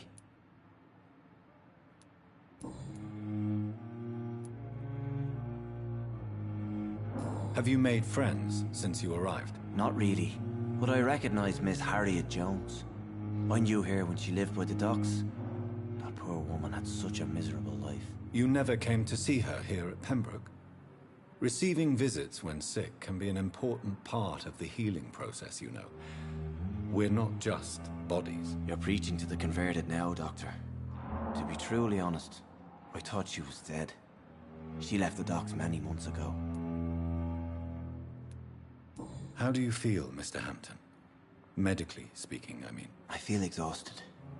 Beyond exhaustion, actually. William drank so much of my blood in his madness. I feel empty. You're in good hands here. Dr. Swansea is well versed in blood transfusion, and I'm sure he'll take the best care of you. Thank you, sir. I believe all I need is rest. And then I can go back to the people who need me. Goodbye, Mr. Hampton. We'll talk again later. The pain. It's here again. Good evening, sir. Can I help you? Unless you're here to fix my face. No. I don't think you can help me. I'm Dr. Reed. I've recently taken the position of head surgeon here. War injuries, am I right? You guessed right, Doctor. German shell took my pretty little mug right off. But they still call me Thomas Elwood.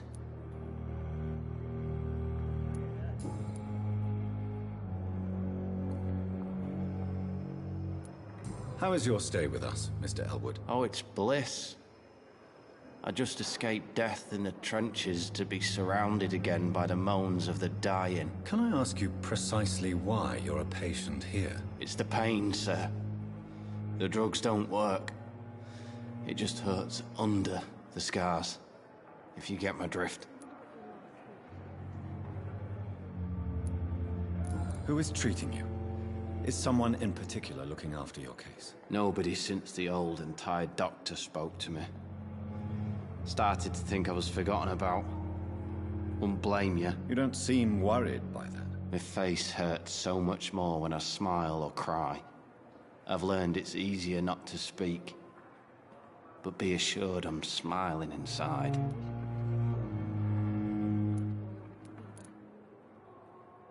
Can I do anything for your pain? Nurses gave me a bunch of pills. No effect. Told you. It's like the flames are under my skin, burning away.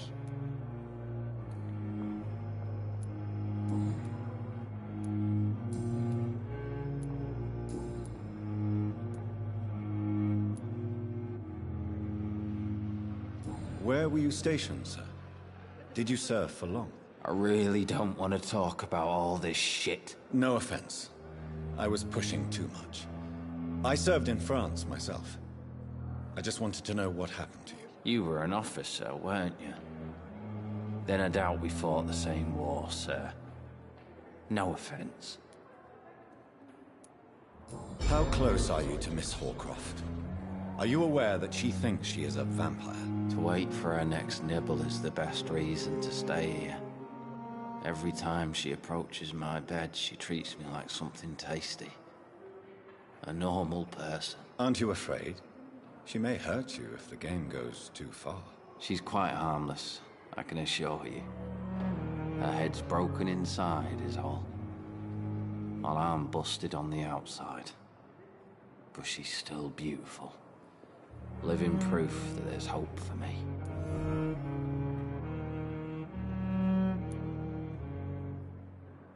So do you let her bite you? You know that's not sanitary. And why not? She's only supping a few drops of me blood. And the pain, it's real for once. She could decide to bite less willing patients. Then it's another good reason for me to stay here, Doctor. You do realize she's mentally disturbed. It's called the Cotard syndrome. She truly believes she's a vampire. In her madness, she never refers to my scars. And frankly, if I could, I'd join her world. It seems much more fun than the real one.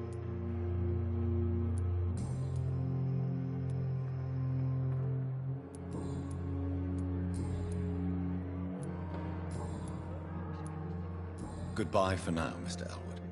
Fear and disgust on every street corner.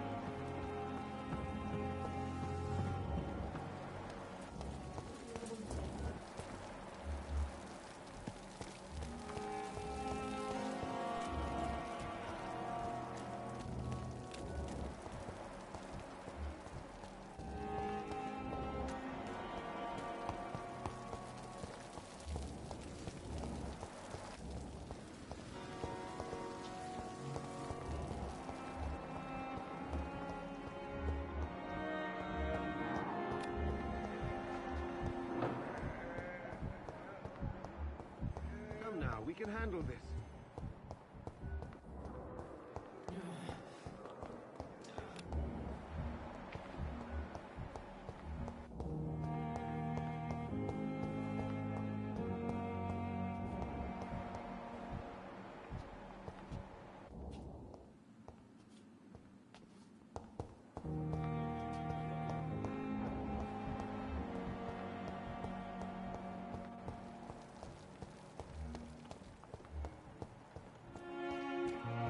Thelma Howcroft said she was being watched by vampire hunters.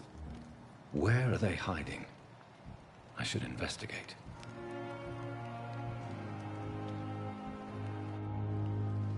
Good evening. I'm Dr. Reed. Always a pleasure to meet a colleague, sir. Especially when he was supposedly dead. A colleague? Are you a doctor too? Not anymore, sir. I used to be Dr. Rakesh Chadana. Now, I'm just Mr. Chadana, pawnbroker and humble guardian of this morgue. What do you mean, you used to be a doctor? Was your license revoked? No, sir. It is just that I like to be precise. I run a little pawn shop while taking care of the dead. But I used to be a real doctor.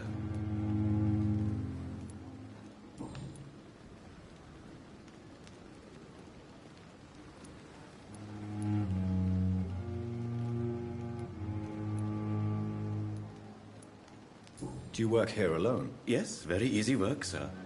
All I have to do is watch a few bodies. The situation was very different when the main morgue was still open.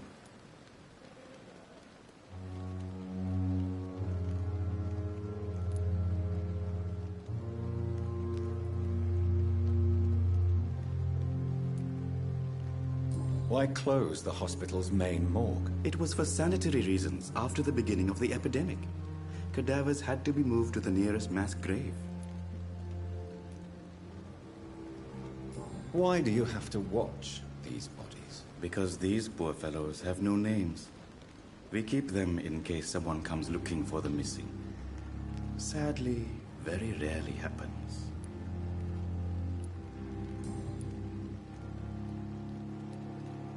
Have we met before? I don't think so, sir.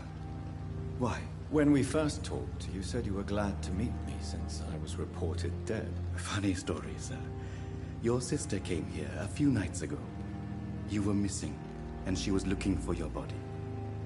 She must be very relieved now.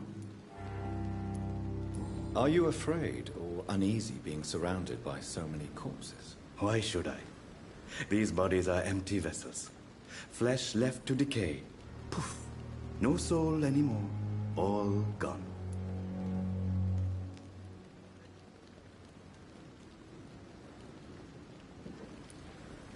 An interesting point of view. And quite an exotic one, too. Most people fear, or at least have a respect, for dead flesh. Sir, as a medic during the war, I learned to face my death and the death of others. It's the pain we have to tame, not death itself.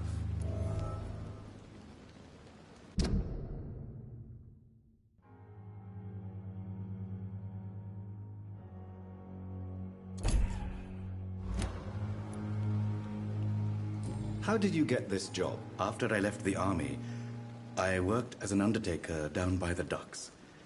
A dangerous place with many an unpleasant business there. Milton Hooks helped me get a job here.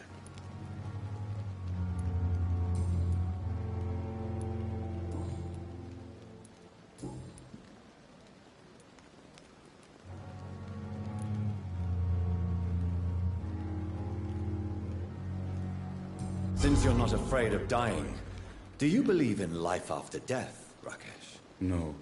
I believe we must do all the good we can while alive. For our time is short, and the obstacles are endless. Do you think you would enjoy immortality as a concept? I don't think so. Don't mistake me. I love life, and I'd like to live a long life. But everything has to decay, sir. Even goodwill. Do you really believe goodwill cannot last? As I said, sir, everything decays. If I was to never die, goodness, I would be bored or worse. And I like to be helpful, sir. Quite depressing, wouldn't you say? Yes, but the good news is, we'll all die before losing our humanity, sir.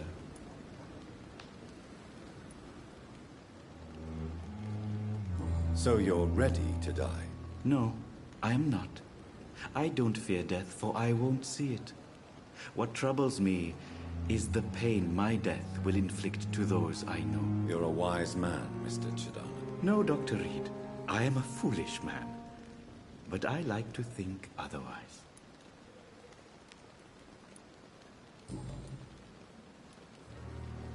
A pawnbroker?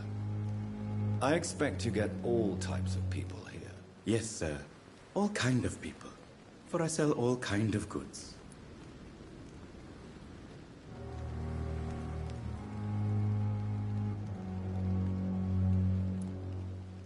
What kind of goods? With the quarantine, it's not always easy to buy things.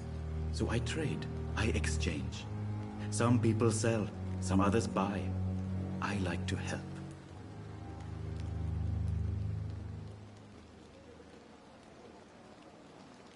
Who comes here to trade with you? It's very unhygienic, even unsafe. Diseases can spread. For the customers, for the hospital. I'm very cautious, sir. I've been a doctor, remember? And all my clients are good people. In fact, I think I only know good people.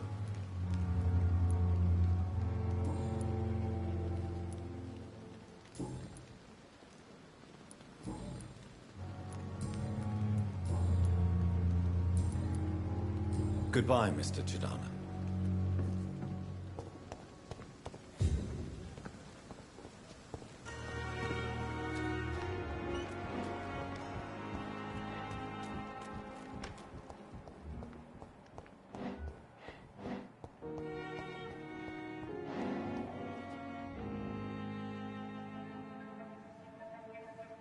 You don't mind if I search your pockets, do you, sir?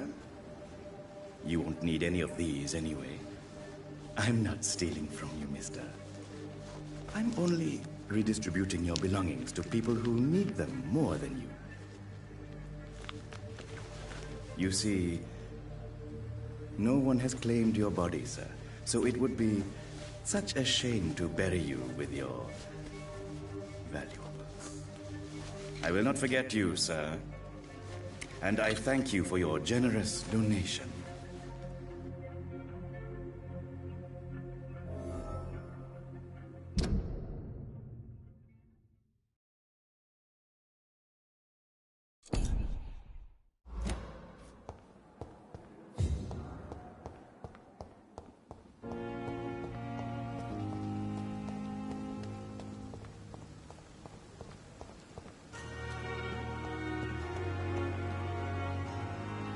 Good evening, Dr. Reed. Such a pleasure to see you again.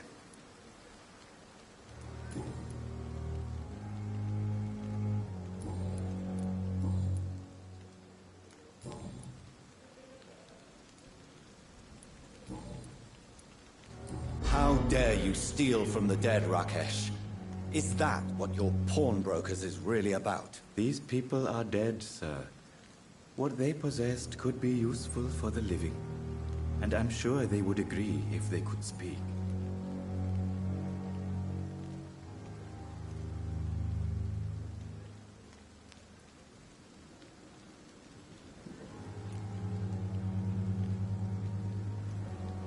You may be right, but you'll go to jail if you're caught. If ever I have to go to jail, I'm sure I'll find a way to help people there, too.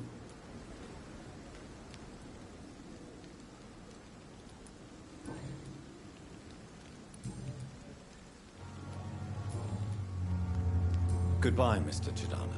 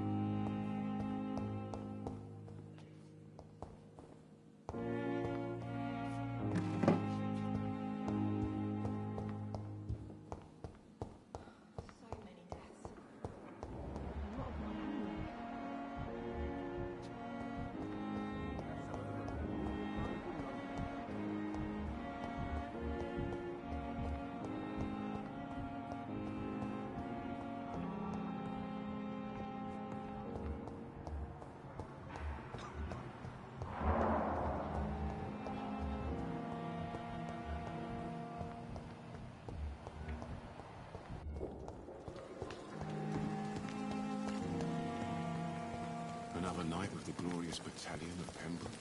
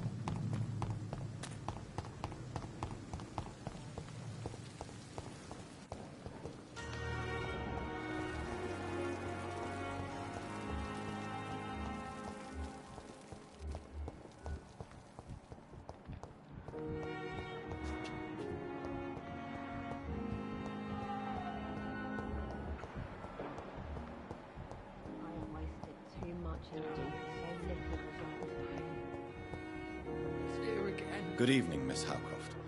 How are you tonight? I need blood, Doctor. Warm, rich, vibrant blood.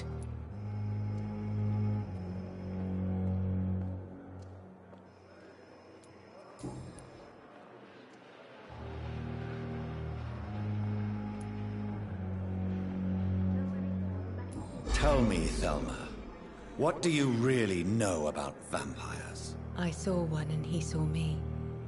I watched him hunt and kill. I saw his terrible wounds heal as his victim died. And then I knew I was saved. You mean you actually saw a vampire? Here in London? Yes. And it has been the answer to my pain. I must drink and kill to regenerate my decaying body. I am a vampire too.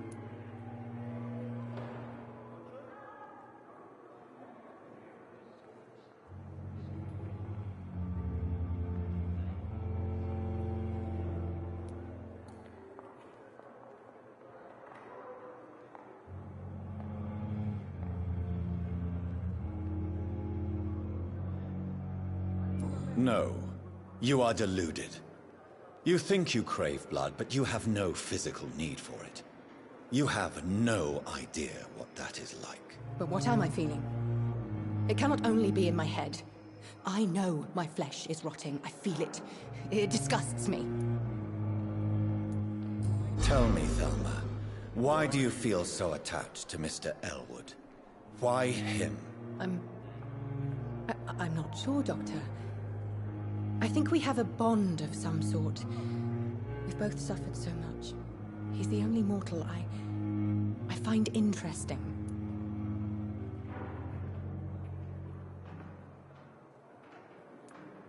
Do you plan to make him a vampire too? Of course not.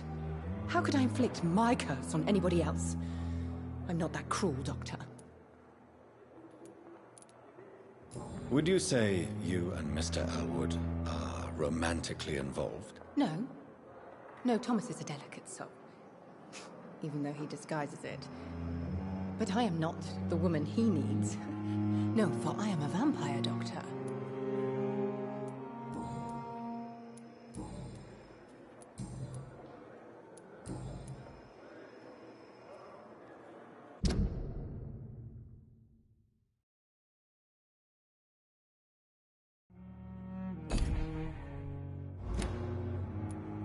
I'll leave you, Mistress of the Dark, to your nocturnal activities.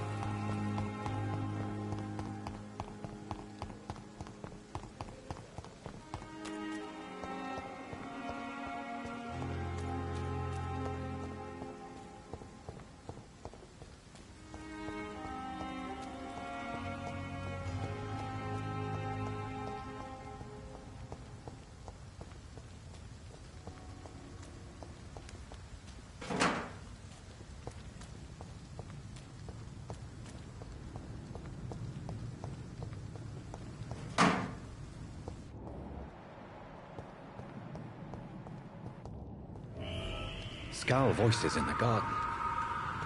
I should investigate. If they were to find somebody.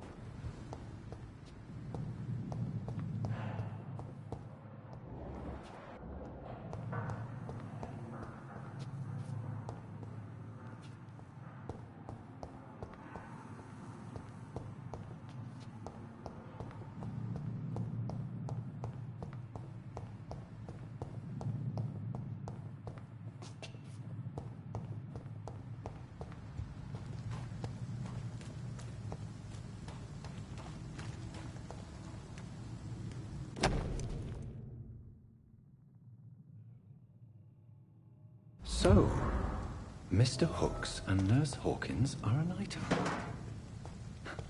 Those two have hidden their affections well.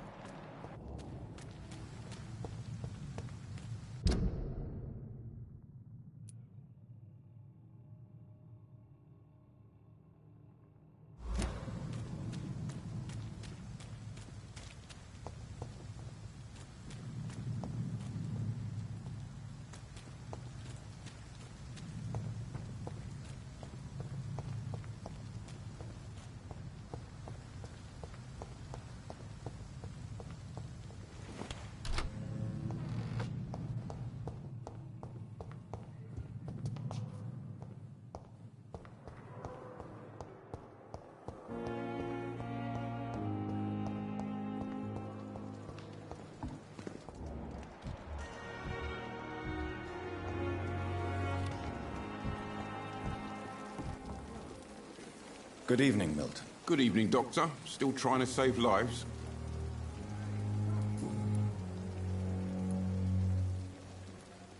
Why do you have such a mediocre reputation among your colleagues, Milton? Fuck them. Nobody knows the horrors I've seen since working here.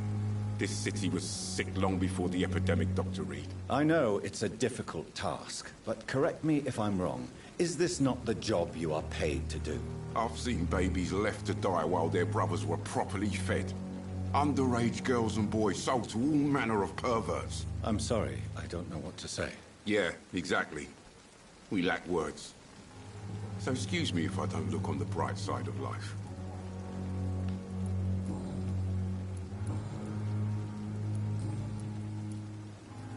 I have some good news, Milton. What? The epidemic's over? I retrieved your wallet, with all the money, and a certain picture. Well, yeah, Pippa Hawkins is my girl. So what? Is it the difference of skin color that bothers you? Not at all, Milton. Good. Please, take this money anyway. To remind you to keep your mouth shut. Not everybody is as broad-minded as you, Dr. Reed.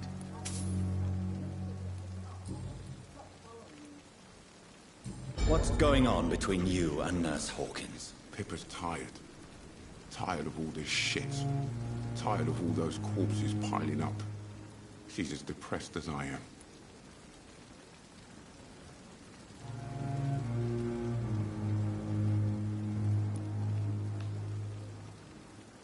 During the war, I witnessed a few couples just like you come together in difficult circumstances. It can be very damaging. Maybe you're right. But we support each other. And that's all that matters. You do realize you could both get fired. Hospital staff are not meant to have intimate relationships with one another. Come on, Dr. Reed. Do you know how many rules are broken in this hospital every day just to keep it running? There's nothing wrong with what we're doing.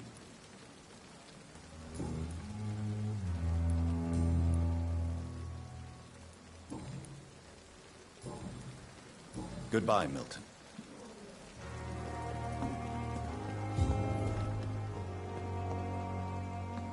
At least that biscuit.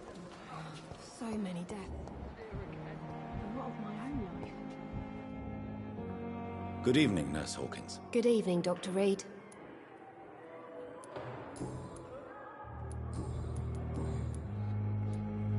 Pepper, I know you're very close to Milton Hooks. Yes.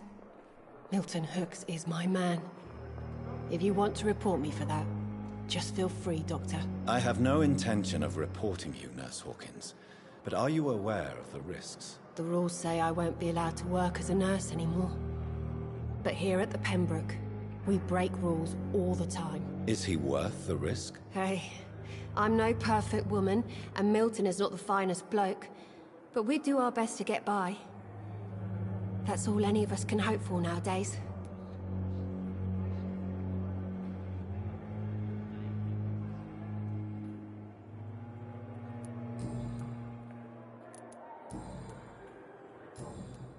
Goodbye, Nurse Hawkins.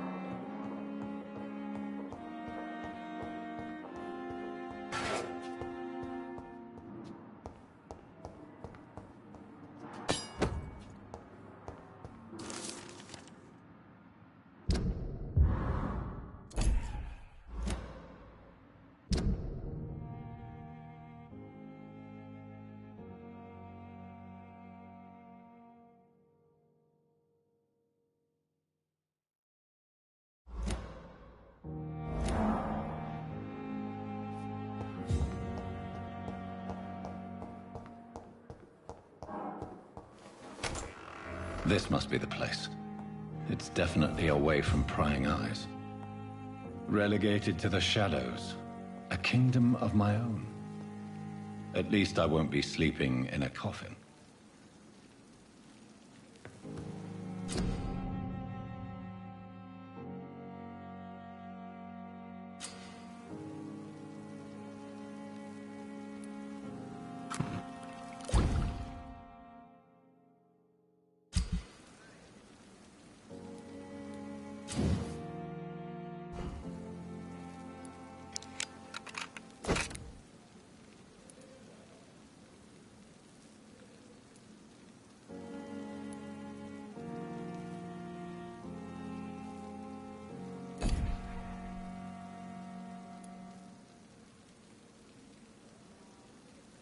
William Bishop's blood is much more unstable than human blood and shows extensive mutation.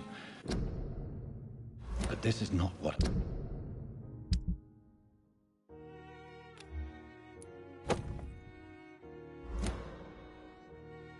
happened to me. I must keep on searching. The sun is about to rise. I can feel it. I'll continue tomorrow night. I have so much time now.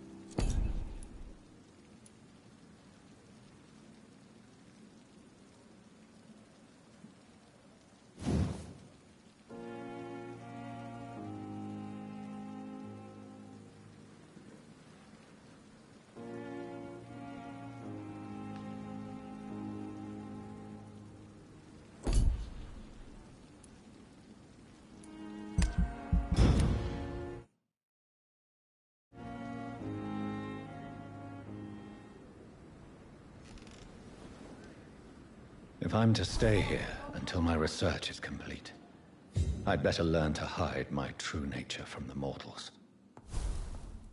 But what about my thirst for blood?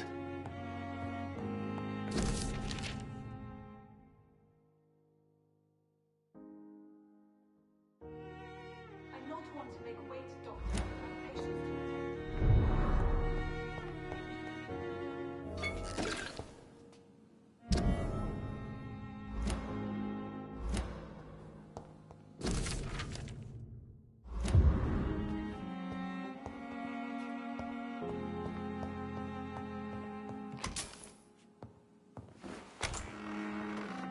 Hurry now, Doctor. It's freezing here. Yes, Nurse Crane? How can I help you? I'm so sorry. I know Dr. Swansea wanted you to rest, but we have somewhat of a crisis. A crisis, you say? Our supply of antiseptics is nearly depleted. I was hoping there was another box up here, but...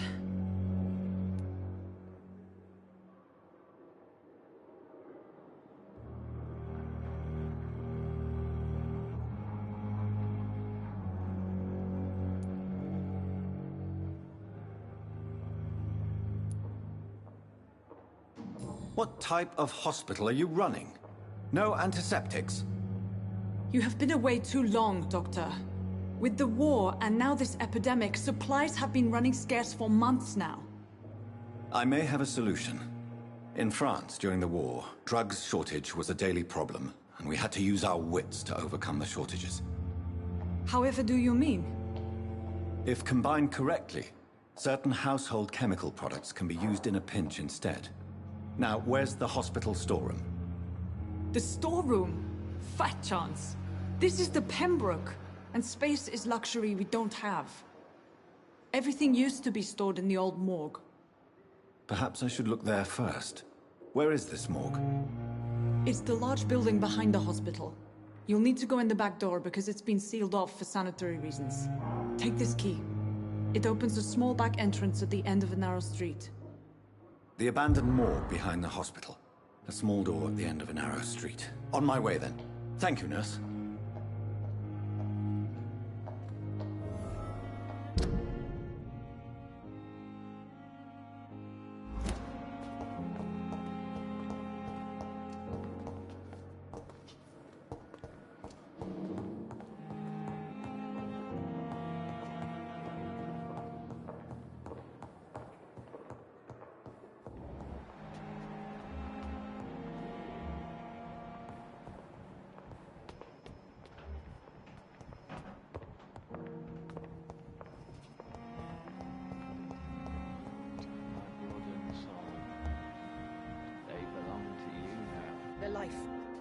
Good evening, Mr. Elwood. Evening, Dr. Reed.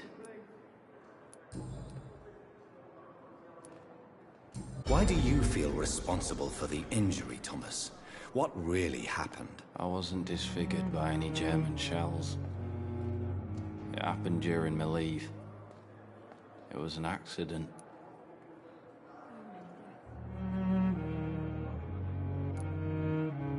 Why lie about it? Come on. It's one thing to come back disfigured by the Germans, and it's another to get injured in an accident that could have happened to anybody.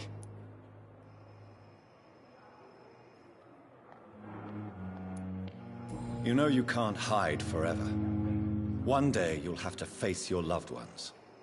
Until that day, you have no chance of real recovery. My friends all died in the trenches. It's shameful enough to be alive with these stupid scars. I don't want my children to see me like this.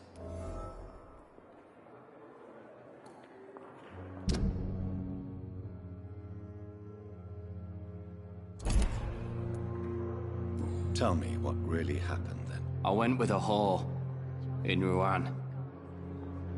Dead drunk I was. The hotel was a shithole. There was a fire that night. Did you start the fire? Were you trying to avoid going back to the front? That's not uncommon, you know. No. It's just that I was asleep when the flames reached the room. The girl was long gone. Bitch never woke me up. Left me to burn.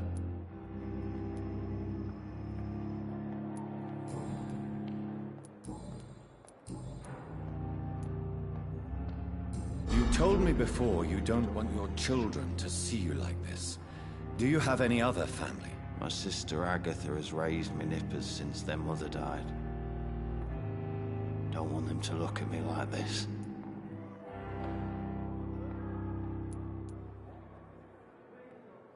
Your sister's not a child.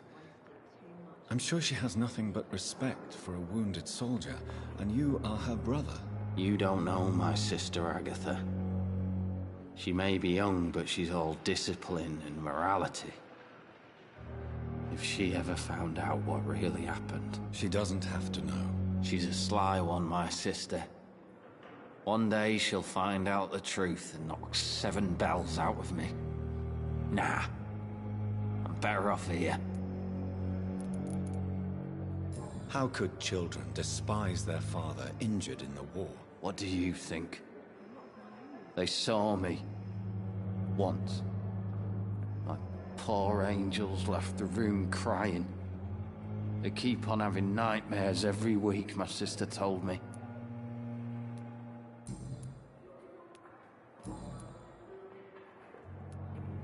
Goodbye for now, Mr. Elwood.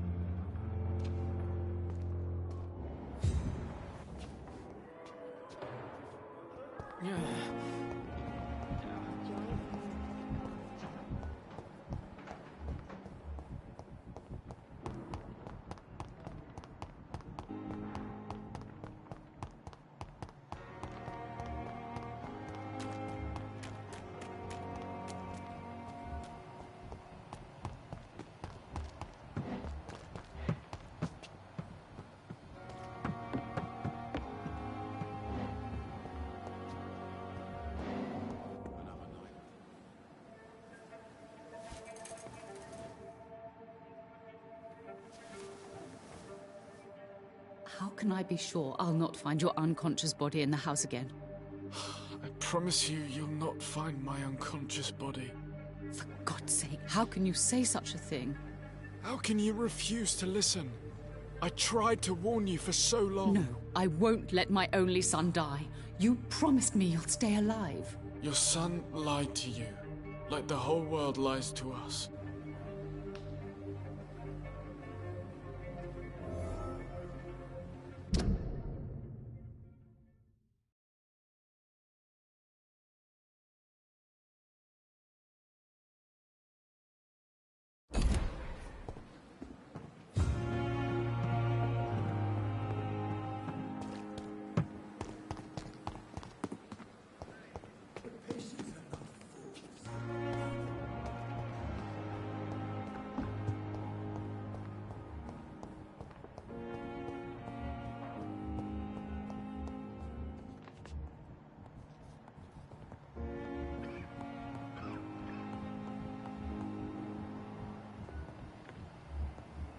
I'm all right. Don't waste it. Good evening, Mr. Goswick. How are you? I'm okay.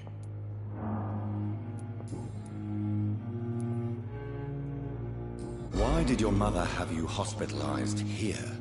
She seems convinced this is a bad hospital. My mother just wants the best for me. She won't rest while I'm here. She'd go all the way to hell and back to help me. But in the circumstances, I'm willing to give you the benefit of the doubt. Pembroke Hospital may look unorthodox, but rest assured you're in good hands here. It's not me you have to convince, Dr. Reed. It's my mother. Is your mother bothering you? As your doctor, I can ask her to leave you alone if you would prefer. That's tempting, Doctor. But you have no idea what my mother is capable of. She would tie herself to my bed if you asked her to leave.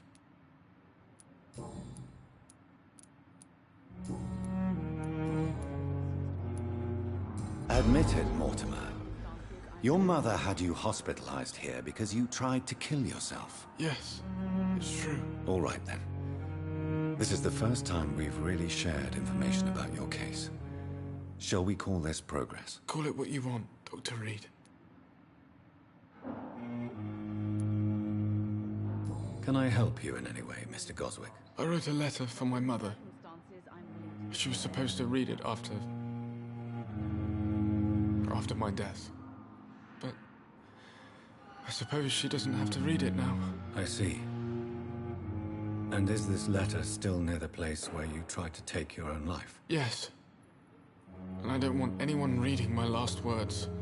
I mean, I'm still here. If you bring me back that letter, then perhaps we'll talk.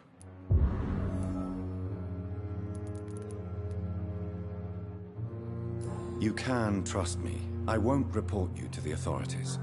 My one and only concern is your health. I guess I should thank you then.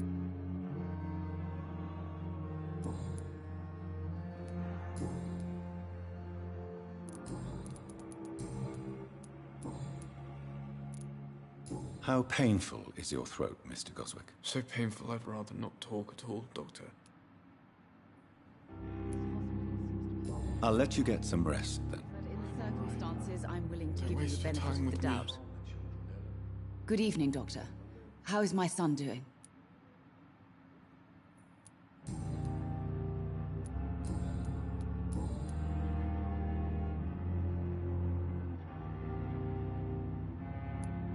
Your son wished to die, Beatrice. Why did you hide such crucial information? Are you not aware suicide is a crime? Mortimer could be thrown in jail. I can't let that happen. I won't. I understand you fear the legal consequences, Mrs. Goswick. But...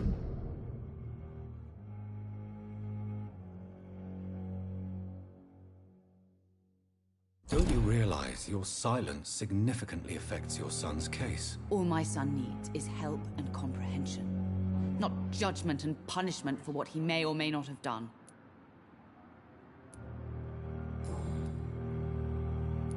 Goodbye, Mrs. Goswick.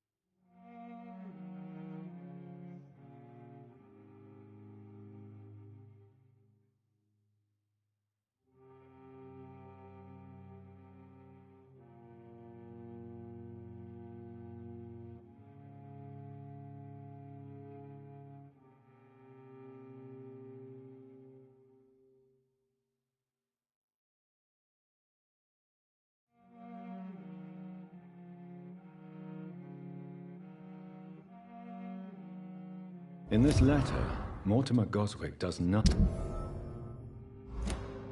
to hide his desire to die.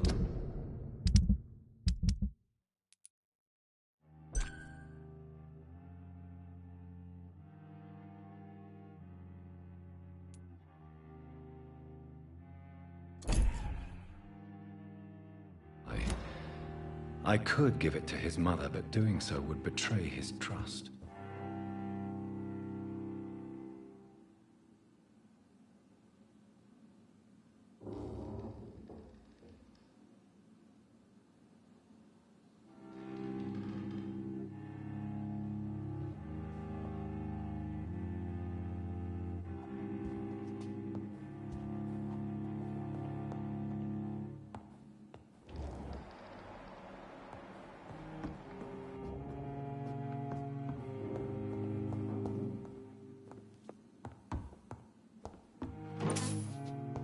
It's locked.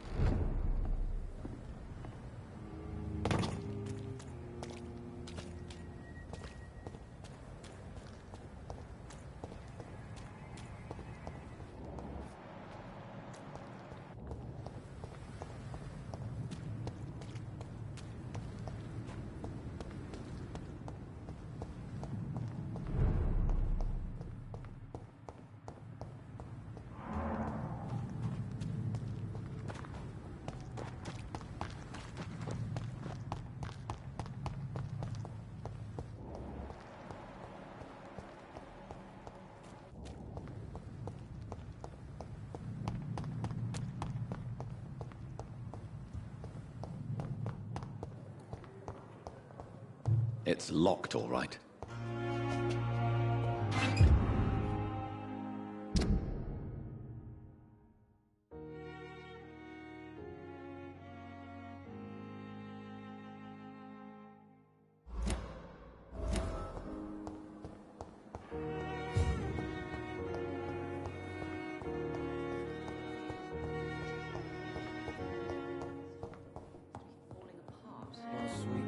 Circumstances, I'm willing to give you the benefit of the doubt.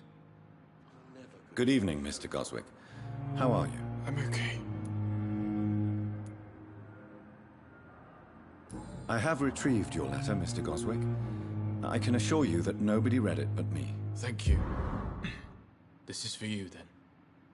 For your help. And for your silence. I think you should talk to your mother. It would be good for both of you. Thank you, Dr. Reed. I'll think about it. Now please, let me be.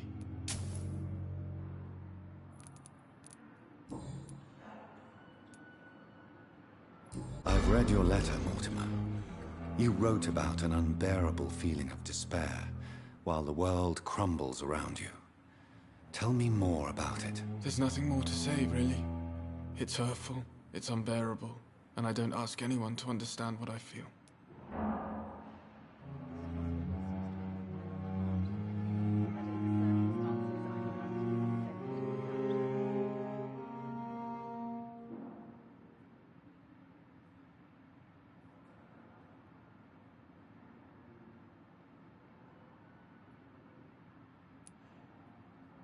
Don't you see how lucky you are? You're rich, you're in good health, and you have a loving mother. You're simply drowning in self-pity. Leave me alone then, Doctor, and let me drown myself.